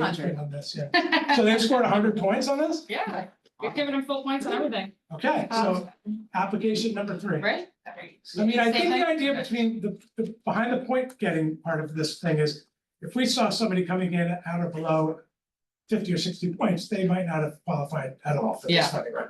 What's great about seeing someone score 100 is they're checking all the boxes. Whatever reward we wind up being able to afford to share with them and give to them, we'll feel very good that they scored. Right. This, in this case, a perfect score. Perfect score. It's nice to think about and talk about new units. This is preserving existing units. Mhm. And we all know that if they hadn't bought the building, that probably would have had. You would have had Almost 13. Yeah, people and that is non-funded. incredibly Yeah. important, Ruth, that you 13 bring that people up. on the These spot. would have been 13 either naturally occurring, they're not deed restricted, but they're supported by vouchers of affordable housing that could have easily been lost right at this moment. Yep. You're so right. So true. So we're making it possible for this affordable housing not to be lost by supporting this transition. That's a big deal. Okay, so the next one is gonna be the other action project on Yeah. Red Street. Okay, so this one is Action Friend Street. They've asked for $750,000. I think their maximum award they could conceivably receive is 400,000. So they asked for way more than we can likely give them, but let's work through the applications for it. And we're a half hour before we said we would back off, so we may not get through all these today, but let's keep going. Okay. Okay, so development team capacity, I think we've already said, action is a 10. Development feasibility and readiness, let's look at this project and let's tell Do ourselves they what own is it it? yet? Right, so we're talking about This is. 10 units in total? This is a site acquisition. Yeah. Okay, so they're asking for 750. Which They is want, their full purchase price of the. oh, building. so perhaps I'm wrong to say that they only what? We said we define acquisition financing as supported by something like an appraisal or a purchase and sale. So we didn't cap the amount. So I opened by saying their max is 400,000 and I now amend that and strike that. I think our funding program says it's, Yeah, it Yeah. was $2 million acquisition. oh. And they're looking for 750 of the 2 million from us. Right, Okay. So they're buying an existing lot or house? 2 houses. 2 houses Two buildings on a single Next lot. to each other. on a single lot, which together represent 10 units of housing, okay? Have they done it yet? And they're also acquiring a lot for Next to- parking, which it's is Taylor abutting Street. property. So here's our own question. The applicant has demonstrated that they have obtained or have the ability to obtain site control within 6 months upon exiting a funding agreement with us or the city of Gloucester. So do we know, have they consummated the purchase? Do they have a purchase and sale?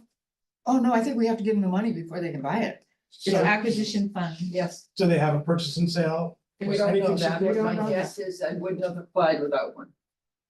That's my So- guess. Okay, They are their timeline of acquisition hinges on receipt of funds from us.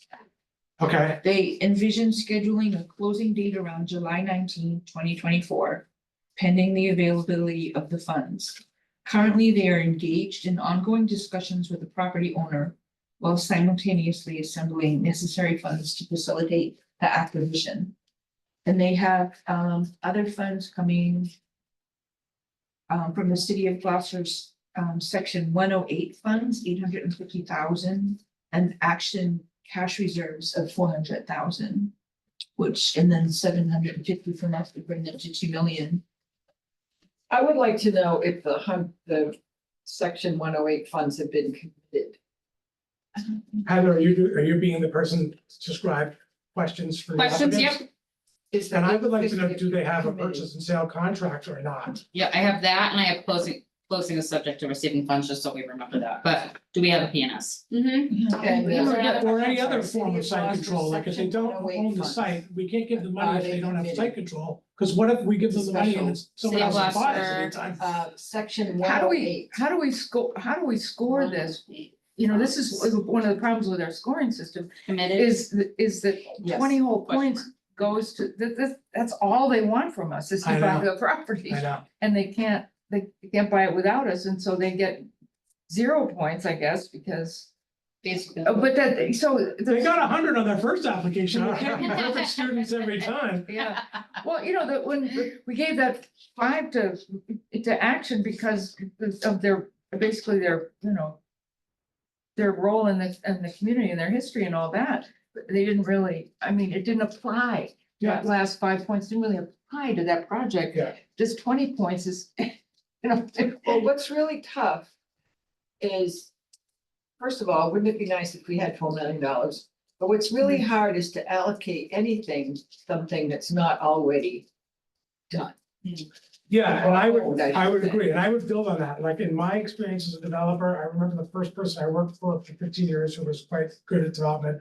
Right, you couldn't, she would say, don't bother applying for someone to give you acquisition money if you can't evidence site control to the funder. Mhm. They're not gonna give you $1 million for this building that someone says they'll sell you for $1 million because you told them they'd sell you for $1 million. So, oh, let me come back in a month, oh, you give me the $1 million, and no, you have to evidence that you have a deal Yeah. with the seller. Well, they're paying market. An agreed value. upon price, right? Yeah.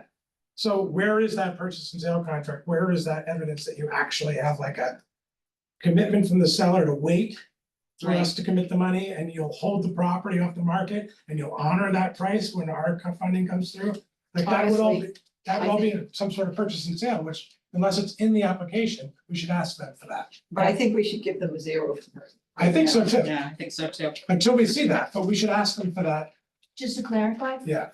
For our development. in our facility, right? application, we have site acquisition funding for nonprofit developers with 100% affordable projects. Right, Eligible costs associated with land/property acquisition for future affordable housing development that targets at or below 60% AMI. This may include site acquisition related costs such as appraisals and closing costs.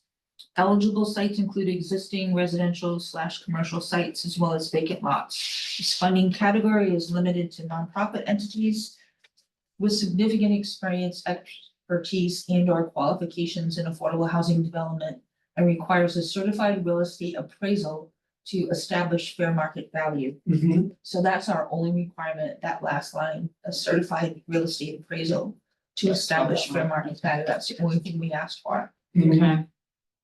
Okay. I put that, so. Did we get an appraisal? With the application? No. They would have. So that should be a follow-up question for them. But, right, also in the selection criteria rubric, which is part of the application, we say the applicant, to get points, the applicant has demonstrated that they've obtained or have the ability to obtain site control. And I think that's what a purchase and sale evidence is, that you have site control. If an executed purchase and sale demonstrates that you have a deal with the seller, between you, buyer, and. Well, it's- Help me out. It's a perfect example of what we said earlier, is the points could move around as we think about this from today to the 17th of Right, June. that's right. Mhm. And so if they provide a PNS, so that number 0 That's right. would increase, Okay, maybe. so Because right, so we're gonna give this them the is not- 0, but we're gonna ask them for an appraisal and a purchase and sale or Yep. some other evidence of site control. Cause we're not requiring site control. We're only scoring on site control, I understood. Yep, cause it wasn't yes, stated in there. I. Yeah. Possibility of Thank you site- for yeah, pointing that out. Okay. yeah, All right, great. okay, Oh, I don't the think you owner, need the an current appraisal. owner is some Bosland Ozen Realty Trust. They bought it for $1 in 2005 What from were we Bobby giving for Perry. that? So he's That- probably the trust. I don't It's, know. it's Mhm. probably just the dollar just probably means it was So a what are we giving transfer them for within the first family one? or into. Yeah, I giving just, them 10? Bobby Perry We're giving them was. 0 in the second one? Yeah. Okay. Financial feasibility? I mean, you're making an interesting point there before MJ, that, right, like in an acquisition request only, the rest of the categories, they mean something if we think of it Right. expansively. Yeah. Like, let's go to the next one. Knowing what they're asking for is to support the acquisition of a site only. The applicants demonstrated that the proposed project is financially feasible and leverages other public or private funding sources. Yes. The applicant includes strong evidence of financing commitments and identifies sufficient financing sources for all uses. Mhm. And then it says if you've gotten other public funding awards, that you've evidenced them, or that you're in the queue for them. I guess those things could all be evidenced along with a request for acquisition funding, MJ, right? You could, Well, we're asking whether or not the 850 has been committed by the city. We really Okay. need to know that. It doesn't sound like it. it's Because almost like that's- it's an unknown at this point, the Well, financial feasibility. there's lots question. of, probably all 5 of these organizations have looked at the 108 funds. Yeah. Or some of them have. I mean, perhaps with this one, since we have these upfront basic questions, and this is essentially request limited for acquisition support, maybe we shouldn't bother scoring the rest of the application. We should ask for Come back evidence to of it. these 3 things and circle back to this one. That's a good idea. Okay, Yeah. because these are kind of upfront questions. We can't really proceed without knowing. And just as, you might Yeah. not think it's necessary, but we might need another meeting We might, before the 17th. yeah, right, or we may find ourselves at the 17th doing this again and then not voting on this till July.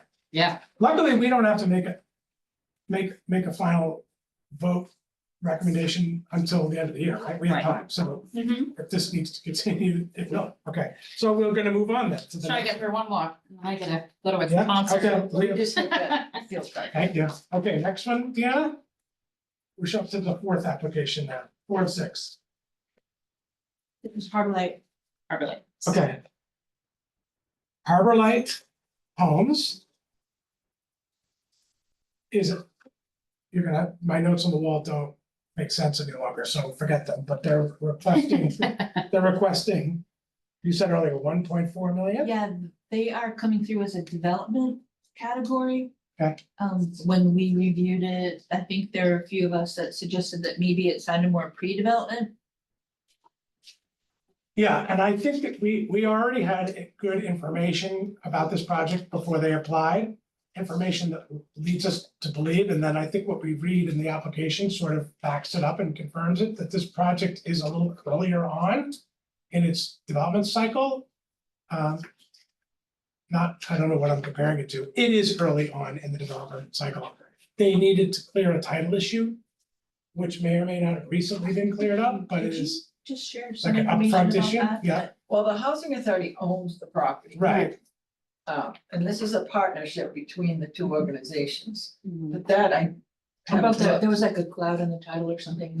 Well, I know. You know, when I first started No, this was something that was working for preventing housing them back from in, getting it was 30 years ago. the land use Right. contract. Hold on with one sec, MJ. Mhm. Sorry, So, and it's actually described in their application, I believe. Let me just. say, why don't you go ahead and, Well, I remember 30 years ago when I first started representing Gloucester Housing, I was looking at that parcel and one of the one of the, one of the things that was encumbering doing anything with it was, that I think a ton of money is owed back to the state for it. That was, Oh, that's. for the whole project. We have such an No, for interesting the- public for the- guest member here for that the- we're gonna, For the property. Yeah, for the lot, I get it. yeah. so we have a again, a member of You know the more public about who's a housing authority board member who's raising their hand. Go ahead. All of that. And we're this close to having it fixed. There was an error, there was a questionable, something about the deed that was questionable.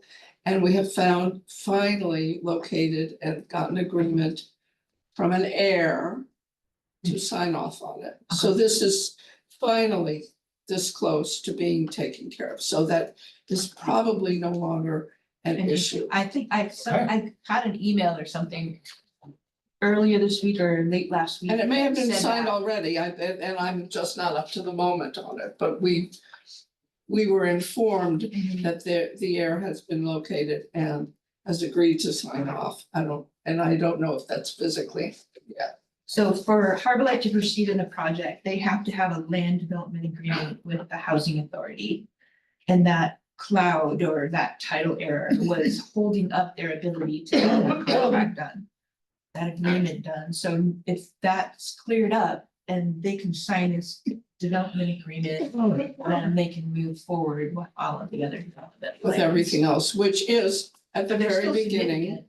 It's not permitted, not anything They yet. need zoning. However, approvals. As with a lot of CPC money, CPA money. Getting some from you guys makes the rest of it way more viable, so. Well, yeah, that's it's the most of purpose. it's $1.5 million, right? That's a lot. Yeah, We did ask for a lot. but this, Well, they're not, but I don't think they think they're gonna get all of it. no one ever gets what they ask for always- in this group. We always get less. But that's really useful information. Thank you for sharing that. Yeah. And what I think it reminds, so 29 units of housing is what we're talking about here. This is Senior all housing. new production of affordable housing. Go For ahead. seniors. It's, Elderly, also, It's 10 units geared. are ADA. and the whole building is meant to be for frail elders. Yeah, they're supported services. So it's 100% affordable with a special needs population and services in a service plan. And 10. Not on 10 site, but space for it, And and 10 barrier-free units. And it's Yeah. 10 accept, Very totally great. handy, great, okay. So then we can score this one, I think, pretty quickly. Yeah. It's the readiness part we're gonna talk again about, just to make sure we're clear. But It's great to have a member of the Housing Authority Board in the room.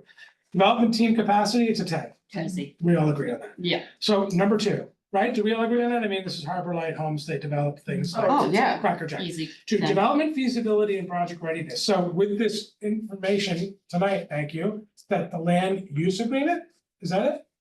It's, LDA or L? what do they call it again? Land disposition agreements? But essentially, Land development. agreement. help me if I'm saying this incorrectly, I don't know. MJ, like this is Say a it, no, no, fine. cooperative deal between a CDC and the housing authority, where the housing authority is leasing the land through a long-term agreement A ground to the lease. To the- CDC, who will build and operate and manage this housing. And in that way, the housing authority becomes a kind of silent owner of the land in perpetuity, but is a partner in the background. And the agreement of the so land it's a use. ground, agreement- we have, I believe it- the housing that's what authority it is. has nothing to do with anything. They are going to lease, they are leasing the land and then they are it. So you're ultimately the landowner, but you're like a silent landowner that's triple net leasing the whole parcel to the It's totally going to CDC. be a 99 Yeah. year lease. Right, okay, I don't know this, I'm just saying. No, typically with a ground long, lease- long term, I don't know, 99, but long term. And we set up the criteria for what we hoped to have going on there. And other than that, and choosing them, other than that, okay. I We'll don't have think nothing B to can do. be a 20 though. I don't either, so here's why, right? Our own No. category says projects seeking funding have zoning approvals, they do not have that. They have site control, they do not have that, although it sounds like they are very close. They're about They're to. about to have it, but they don't have it yet. But that they could have site control conceivably within 6 months. Oh, yeah, Okay, they better. but but they don't have their zoning approvals yet. No. But it'll be a friendly 40B, right? Yes. Which means that all of that It's- zoning stuff it's is Board of Appeals, but it could is still made take much 18 more months. streamlined The for the whole developers, project could yeah. take 4 years. Yeah. It's still, it's gonna take time. Yeah. Time. I give it a 15. Oh, I was gonna go a little higher, Oh, but I can live with 15 out of 20? I think 15 is a balance from what we're probably Okay. all thinking. Okay. I mean, that's taking 5 points away because they don't have their zoning approval, that's fair. Okay, Yeah. 15. So moving on, financial feasibility. The applicants demonstrated that the proposed project is financially feasible and leverages other public and private funding sources. So again, they're way early on, they're calling it a $19 million deal. Is the lease for the ground lease, it's like nominal, there's no payment, it's like lease for $1 a year. I'm not trying to get involved in your negotiations, but two public serving agencies, is this like a nominal lease? Yes, so it's like not, so, but I would assume they gotta get tax credits and other state funding to make the 19 million. everything that they know how to do Yeah, is all- going so it's into gonna be a one-stop application. So that's multiple probably goes at it, so there. Yep. So I think it's probably a feasible project because it's supportive housing and it has, as MJ said, like accessible units and wraparound services and 30% AMI housing. For all those reasons, the state's gonna love it and score it highly, but they haven't presented it to the state yet or applied. It's a mix of 30 and 60% Yeah. AMI. 30 and 60. Yeah. So- And it's another example of being so close to walkability. It's not that walkable. Oh, it's downtown, yeah. To Shaw's up there on Road Avenue, but you'd be surprised how many groceries Walgreens has. Yeah. Sure.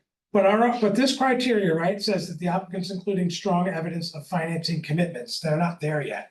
So they're early on, this is the early on challenge for this project, is Right. they don't have financing commitments, it's not their fault, they're just very early on in Very their early. development work.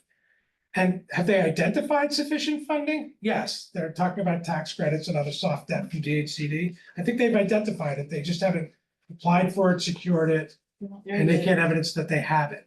So I'd give them a 10 out of 15. Yeah, I agree. Okay. Anyone else see it differently? No. Okay. Project timeline. For funding activity categories, the proposed timeline is realistic and achievable. What are they, I mean, again, it's It's got all. 4 years. I mean, it's realistic for Yeah, their it is. timeline and experience. They know how long it's gonna take for Yeah, them they- to get all of the funding Yes. together. And that is the likely timeline. And it kind of ties to development team capacity, right? These people know what they're doing. They didn't oversell us on some bill of goods that they could do it in a year. 4 years is a long time, but it's realistic. It's probably, Mhm. Well, and because they've had such a road of success, the Board of Appeals process will probably be simultaneous to the financing process. I'd give them a 10 then, and I credit them for being honest that it's gonna be a long They slog. have 2 projects that are under construction right Okay. now, if not more. So they That's my know, point. they know how long it takes to get through these projects and timed it By, right. by the way, this was a question with this project that I think we all had. And I've asked Greg Cadavatore, I'll say it this way on the Zoom, so it's recorded in the minutes too. Is the requirement with ARPA funding in terms of not committing it, we know we have to commit it. This group has to commit this 1.5 million in this calendar year, and we will do that. But then the question is, the next deadline is the end of 2026. Is that requirement for the city to disperse the funding to any of these applicants? And that constitutes spending the money, or is spending the money actually when they spend the money on something related to their project? And that's a question I've asked Greg to clarify, because it would pertain to this project. If we can't know with some certainty that they're gonna spend this money in 4 years or 5 years, and that's the rule, then it's hard to commit money to something that isn't gonna. Well, your email to the mayor was great because it's really what the ARPA is saying, Right, like what their a timeline federal is. requirement, right, Because committed is one way to look at it, and that's comes from us. yes, And then the next word is funding, or maybe that's. What's the word I use, word. So- spent or Well, something, Dispersed. dispersed. Someone has So- to write a check. But it's I not- also yeah. know the city has accounts of, like they do for us already, Yes, of money that just sits. Like, I don't think we've paid out the money yet for the project on the old project on the YMCA. It still sits in the account until Yes. they're ready to get it. and that's okay if there's But no it's time limit on the key. funding. Exactly, but the key, this information is the federal government and Right. what they're saying for Yes. timeline. And there is a timeline that is tied to the end of 2026. And my question to Greg is, does the city need to write a check to the award winner by 2026? And then they can put the money in a dedicated account and reserve and hold and wait for activities to spend it on? Or do they have to actually spend, the applicant award winner, spend this money by 2026? Exactly. Because that's two different things. Sure is, and this project would be hard pressed to be able to evidence, I think at this point, that they could do that. But if the only requirement is for the city of Gloucester to write a check to Wellspring, to Harbor Light by the end of 2026, they're probably fine and safe with this timeline. Well, the other projects, besides Harbor Light, all of the other ones are gonna be completed in 2025. Yeah, well, So- this is a the biggest one, isn't it? In Yeah, terms of it's new units, Yeah, But they could be working on pre-development stuff that, you know. the Which is money all gonna be part of given. that $8 million. yeah, it Yeah. could be, I it could mean, be. So I've asked Greg to give us guidance on that so that we're not wondering. So we should have an answer on that if we don't already today. We'll definitely have an answer on that before we meet. all right, Yeah. so we're still giving So- project timeline of We 10. gave them a 10 for that. So the affordability objective. I think that's an easy one at 15, right? They are way beyond everything we asked for. Yeah, I think there are 10 in the next one. Yeah. Supportive housing. I think it's a 10 in the production plan. These ones are easy. I think it's a 5, all points for housing innovation. That's easy. yeah. I mean, they're taking a dirt parking lot and turning it into 29 inches of supportive housing with, as you pointed out, MJ. I think we should set aside of fully accessible units. You never see that. Yeah, That's- also after all this time, and I think the housing authority's owned it probably for 40 years and they've not been able to. And then it's finally, something's gonna happen with it, which is great. And I think they should get the 5 points for community engagement because they're awfully early, but this is an organization that has made their stock and trade on engaging with the community. Exactly. You know. We know it's coming, there'll be community engagement. It gets action points, so to speak. Right. So we've only got 5 minutes until 6 and we've got 2 more to do. So I think we should save them. Yeah, it's up to you. I think, Are we still a quorum of 5? Do we have 10 minutes? You don't have 10. We We do have we 10 Three minutes. left, 3 or 2. there's 6 applications. Have we only done 3? Three. Yeah, No, so no, we've done sorry, No, sorry, I'm my on bad. number 5 now. We just skipped number. Honestly, I think, let's just pause. I here. think we can do Wellspring right now. This is an easy one. Wellspring. All right, let's plow through.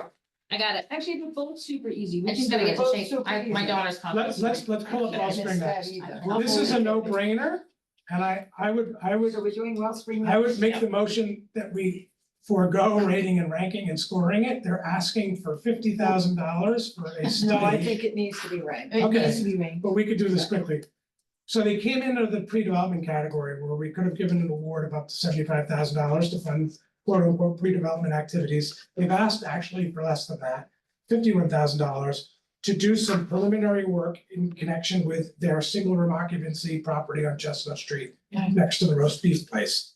So it's a one-time grant to allow them to do a study of the property in preparation for doing some work on the property in the future, which might include, Yeah, you know, I'll be All sorts honest of with you, things. this is existing housing. yes, And if it were a proposal to improve the building, that's one thing, but to do a feasibility study on improving the building, Yeah, I know. I'm having a hard time with that. oh, okay, interesting, and you said you know, so let's hear more discussion. Well, no, I know what she's saying, because I was thinking the same thing too. I did kind of work it out of my head. And the fact that, you know, they have this concept around, you know, improving the economic, you know, potential for individuals and families and sort of creating this housing design with programs that, you know, it's sort of an innovation type project. So in a way, I was able to Well, sort of, And they've owned the Forward, building for but- 25 years. Yeah, And they've managed it and operated it wonderfully. And they have long-term tenants there and services. And a project-based contract with the housing authority, this one, So maybe this it's is, not unlike what they already have, right? I'm just having a struggle with justifying, I don't care how much money it is, for a study as opposed to new plumbing. I'll make the counter argument as the executive director of a nonprofit housing organization, where we have to do capital needs assessment studies or feasibility studies frequently to satisfy funders in advance of a project, right? Like sometimes owners have a source of money for that, like a HUD property might have a capital reserve or some sort of reserve account to fund a capital needs assessment, for example. But this is not a HUD assisted project. It is a little SRO with a project-based contract, yes.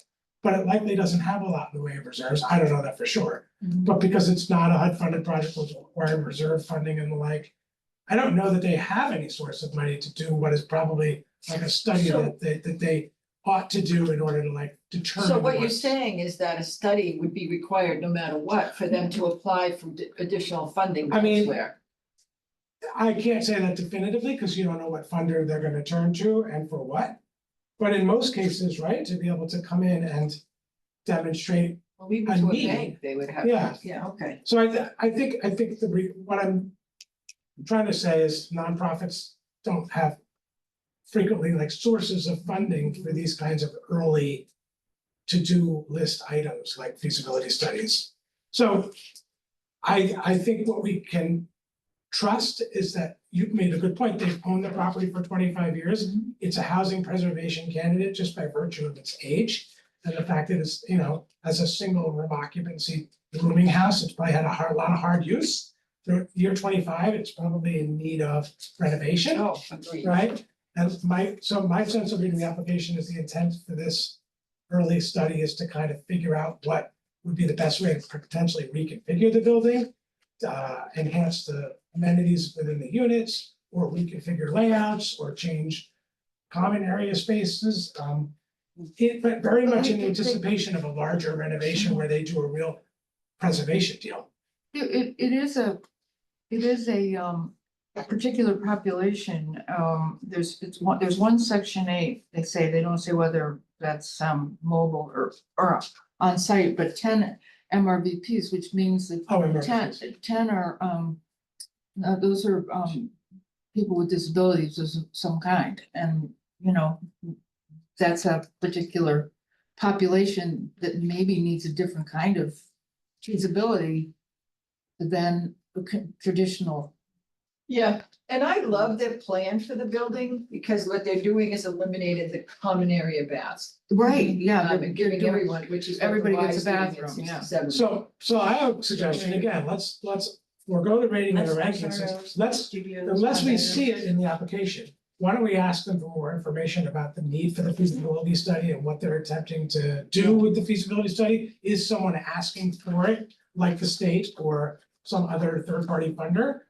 It could be that it's in the application and we aren't seeing it, but Heather, we could ask the folks at Wellspring this as a follow-up question. It doesn't sound like anybody's asking for it from what my read through. It's more like this is something that they are thinking about for the building, but they don't know certainty whether, you know. It's not a very big building, square footage wise. Yeah. And they manage to do what they do, and I understand because they have a really good architect that they have on their team. That's going to figure out how can they not reduce the number of units and still give everyone a unit with its own bath. Is that articulated in the application? Yeah, what that's what they're they're trying to Yes. do. So it's like a design feasibility study with an Yeah. architect to determine the optimal way to take the existing layout and unit amenities and reconfigure it. So it lasts another 25 years, right? That's why serves the population well. Is that in your mandate that you can fund a feasibility study? Good question for the Well, member of the that's- public. We've done it before. Yeah. No, through the ARPA funding. Oh, the ARPA, I'm sorry. We might have to look that up, actually. Yes, Another another good question question. for the mayor. So let's put a pin in this one and let's, Okay. we don't have to ask them for further information. If that's a good, I'm glad you found that there, Ruth, as we were looking. Mhm. And MJ, Why don't we make a note to ourselves, Heather, that we're gonna check to see if funding the studies. Yeah, look up ARPA. Okay. One left now? Yep. Yes, Ah, thank you, Heather. YMCA. Okay.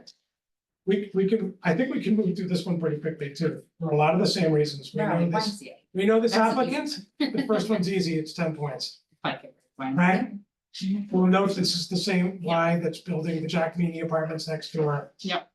They have huge capacity and a tremendous track record. Well, this is another example of they already own the property. Yeah, They really, it's very clever what they're doing because they actually own an L-shaped lot. So they now have, the tenants have moved out to the building that's on, what's the name of that street? Middle. No, Center, is that Center Street? so tenant allocation has already been, So the tenants are already living there, but that's another example of shared kitchen and baths. So the whole project is about having additional units and they'll all have their own bathrooms. and I have to say right off the jump, Mike, my first project in my career 30 years ago in New York City involved this same thing on a grander scale. I totally get it. Occupied rehab, tenant relocation, turning SROs with shared baths into efficiencies with your own self-contained bathroom and kitchen or cooking ability.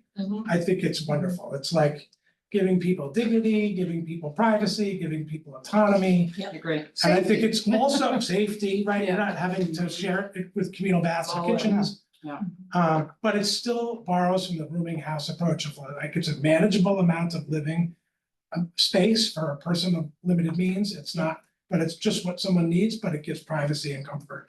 What's so The interesting SROs, yeah, it's About great. Gloucester is that there were actually a fair number of rooming houses. Uh-huh. We don't know them all. Yeah. And builders stopped building them a Right. long time ago, Yeah. 50, 70 years ago.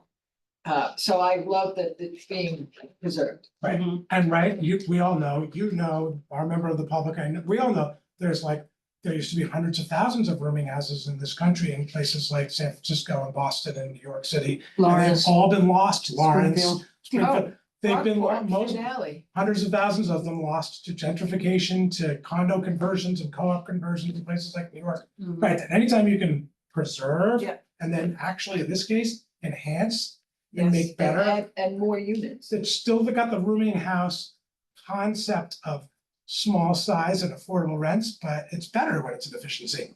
I lived in one in San Francisco, I wish they had done it when I lived there. Right, so you know, Yeah, I lived in an SRO in San Francisco. yeah, you know, with a shared bath down the hall. Shared and all bath that. down the hall and a kitchen. I was the only person who spoke English in the entire building. Maybe. It's good to have people with lived experience on a housing trust board, really, So we're giving them a 10 on development team. definitely a 10 on that, right? So we know 10 for development team capacity, development feasibility and project readiness. So they own the building, someone just said that, that's a Yeah. huge leg up. Mhm. Site control, they've got it. Proposed projects seeking funding have zoning or other public approvals already in place. Yep. I think they're Funny. working on those. Yeah. They're not All of online. it, is all of it, probably most of it. I think. Is that, what do we know about Well, that? they're adding units. Have they been to the Board of Appeals yet? I thought I, did I Well, read that? they've applied for a 40B. Oh, right, permit. yes. They received their comprehensive permit in September. The vote Oh, was yeah, there you unanimous from go. the zoning board. Okay. They're way there you go. ahead of the game. Yeah. It's in the historic registry, so they have to receive approvals from the Historic Commission and National Park Service. Okay, So that is coming. so they're 19 out of 20, The okay, Historic Commission already approved it. okay, And then that's, I guess, part one, so part two is the National Park Service. so they're gonna use historic Just tax letting credit that, equity to yeah. renovate the building. Which is great, because you're gonna wind up with the historic elements of the building preserved, which is Yeah. lovely. I give them a 19 then. Fine. Okay, financial feasibility, the applicant has demonstrated that the proposed project is financially We're giving feasible. them a 19 on feasibility and project readiness. Right, Mhm. we took a point away because they don't have the historic. I get it. The applicants demonstrated that the proposed project is financially feasible, rough ground, and leverages other public or private funding sources. So what do we know from the application about their pro forma? The applicant includes strong evidence of financing commitments. Do you have any of those yet? And they've identified sufficient financing sources. I'm sure they've done that. They're gonna get tax credits. Member of the public helping it here, yeah. CPC. CPC's committed already? How much? No, they're in this round. They're in there. So they're going for CPC funding, they're going for our funding. Yeah, I didn't print that out. They have probably not received any LIHTC award, They have full support of the housing authority. okay? It's an interesting category. I think financial feasibility, it's the why, they're gonna get tax credits and state subsidies, and they're gonna get CPC funding, and they're gonna get potentially our funding.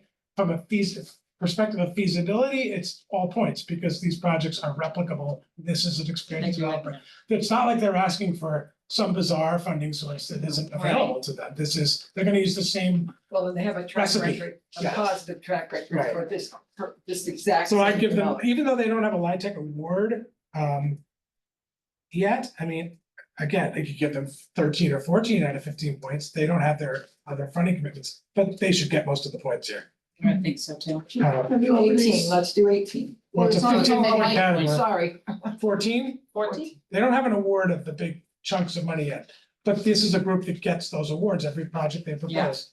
They're sort of like Confident they'll get it. batting 1,000 when it comes to that. Project timeline, for funding activity categories, the Oh, yeah, proposed it's a timeline great timeline. is Yeah, realistic and achievable.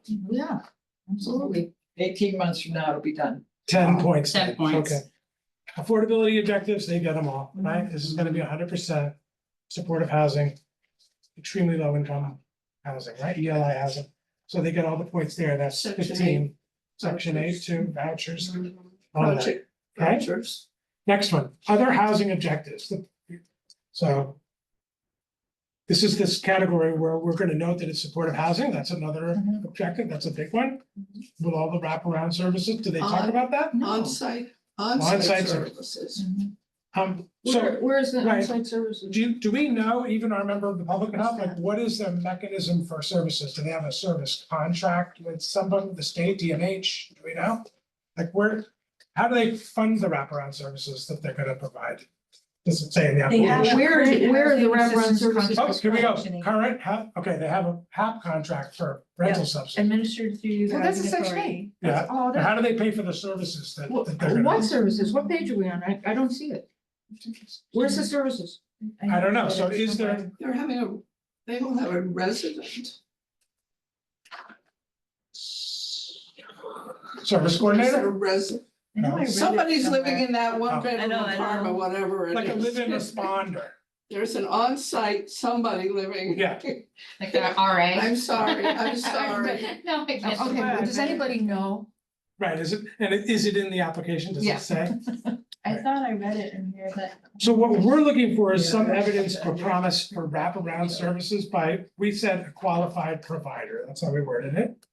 It's not family housing, so we don't give points there because it's not family housing. Do they have anything in there that's about green building, public spaces? Are they hiring They're local in people? public space. They will have Publix. Inside, they will have a community room. Community room? Yep. But that's resident space, right? Not Yeah, community that's space. not- Yes, I'm sorry, Okay, it's that's not for okay. the public. Resident space, are they hiring local people for the construction This phase? is all 30%, so. Okay, targeting and a preference for disadvantaged households? I mean, it's single room occupancy. No, it's low-income targeted housing. to homeless, but I still, the first time I read it and I just skimmed through it again, I don't see any But services. but it does, it I doesn't, don't either, I don't see it in here, but I feel like I read it. And I know that they came in and talked to us, they did a presentation to us on this project. oh, earlier This on, is not, for the people who already earlier on live in the life there, cycle who before I they was on the board. relocated during. Did they come in and talk construction about the project? And Like, readmitted. don't know. So There's there's one staff Homeless. unit. There's one staff unit. They were all set to go with this and they withdrew it. And They so they don't, could get the section 8. I just want to point out that under targeted population, there's supportive services is not checked, so I don't know why we're looking for it. It's not there. I thought I read it, that was why Yeah, I'm. I guess I didn't print that page out. Okay, so Oh, sorry. I'll leave the question here. We can always. Well, no, there's no question. They're not offering supportive services. Okay. It's not in the application. So is it reference a living in the application? Oh, I didn't look. No, I don't have it in front of me. I know Um, it's not supportive services, but I like it that there's a YMCA staff There's a staff. person who actually lives there. Like a live-in So, responder and person. does it say that? Yes. Where? It says it in the application? It does. Okay, that's Um, good. I just read it. So here, let's go through our criteria The again. We're trying manager's to, unit in the basement will remain unencumbered by income restrictions.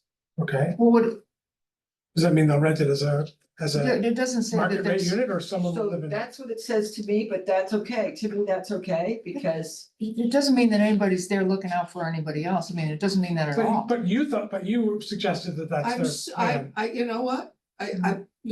Yeah. It's not okay. here. It's not there. Okay, so let's go through the scoring category to see, because we're trying to assign points. Other affordability considerations include length of deed restriction. Well, everyone here is gonna have to go in perpetuity, so it doesn't really Yeah, hurt or help. Targeted or preference for disadvantaged households is, yes, it's targeted to homeless. okay, Yeah, so that is good. yeah. Wraparound services by a qualified provider.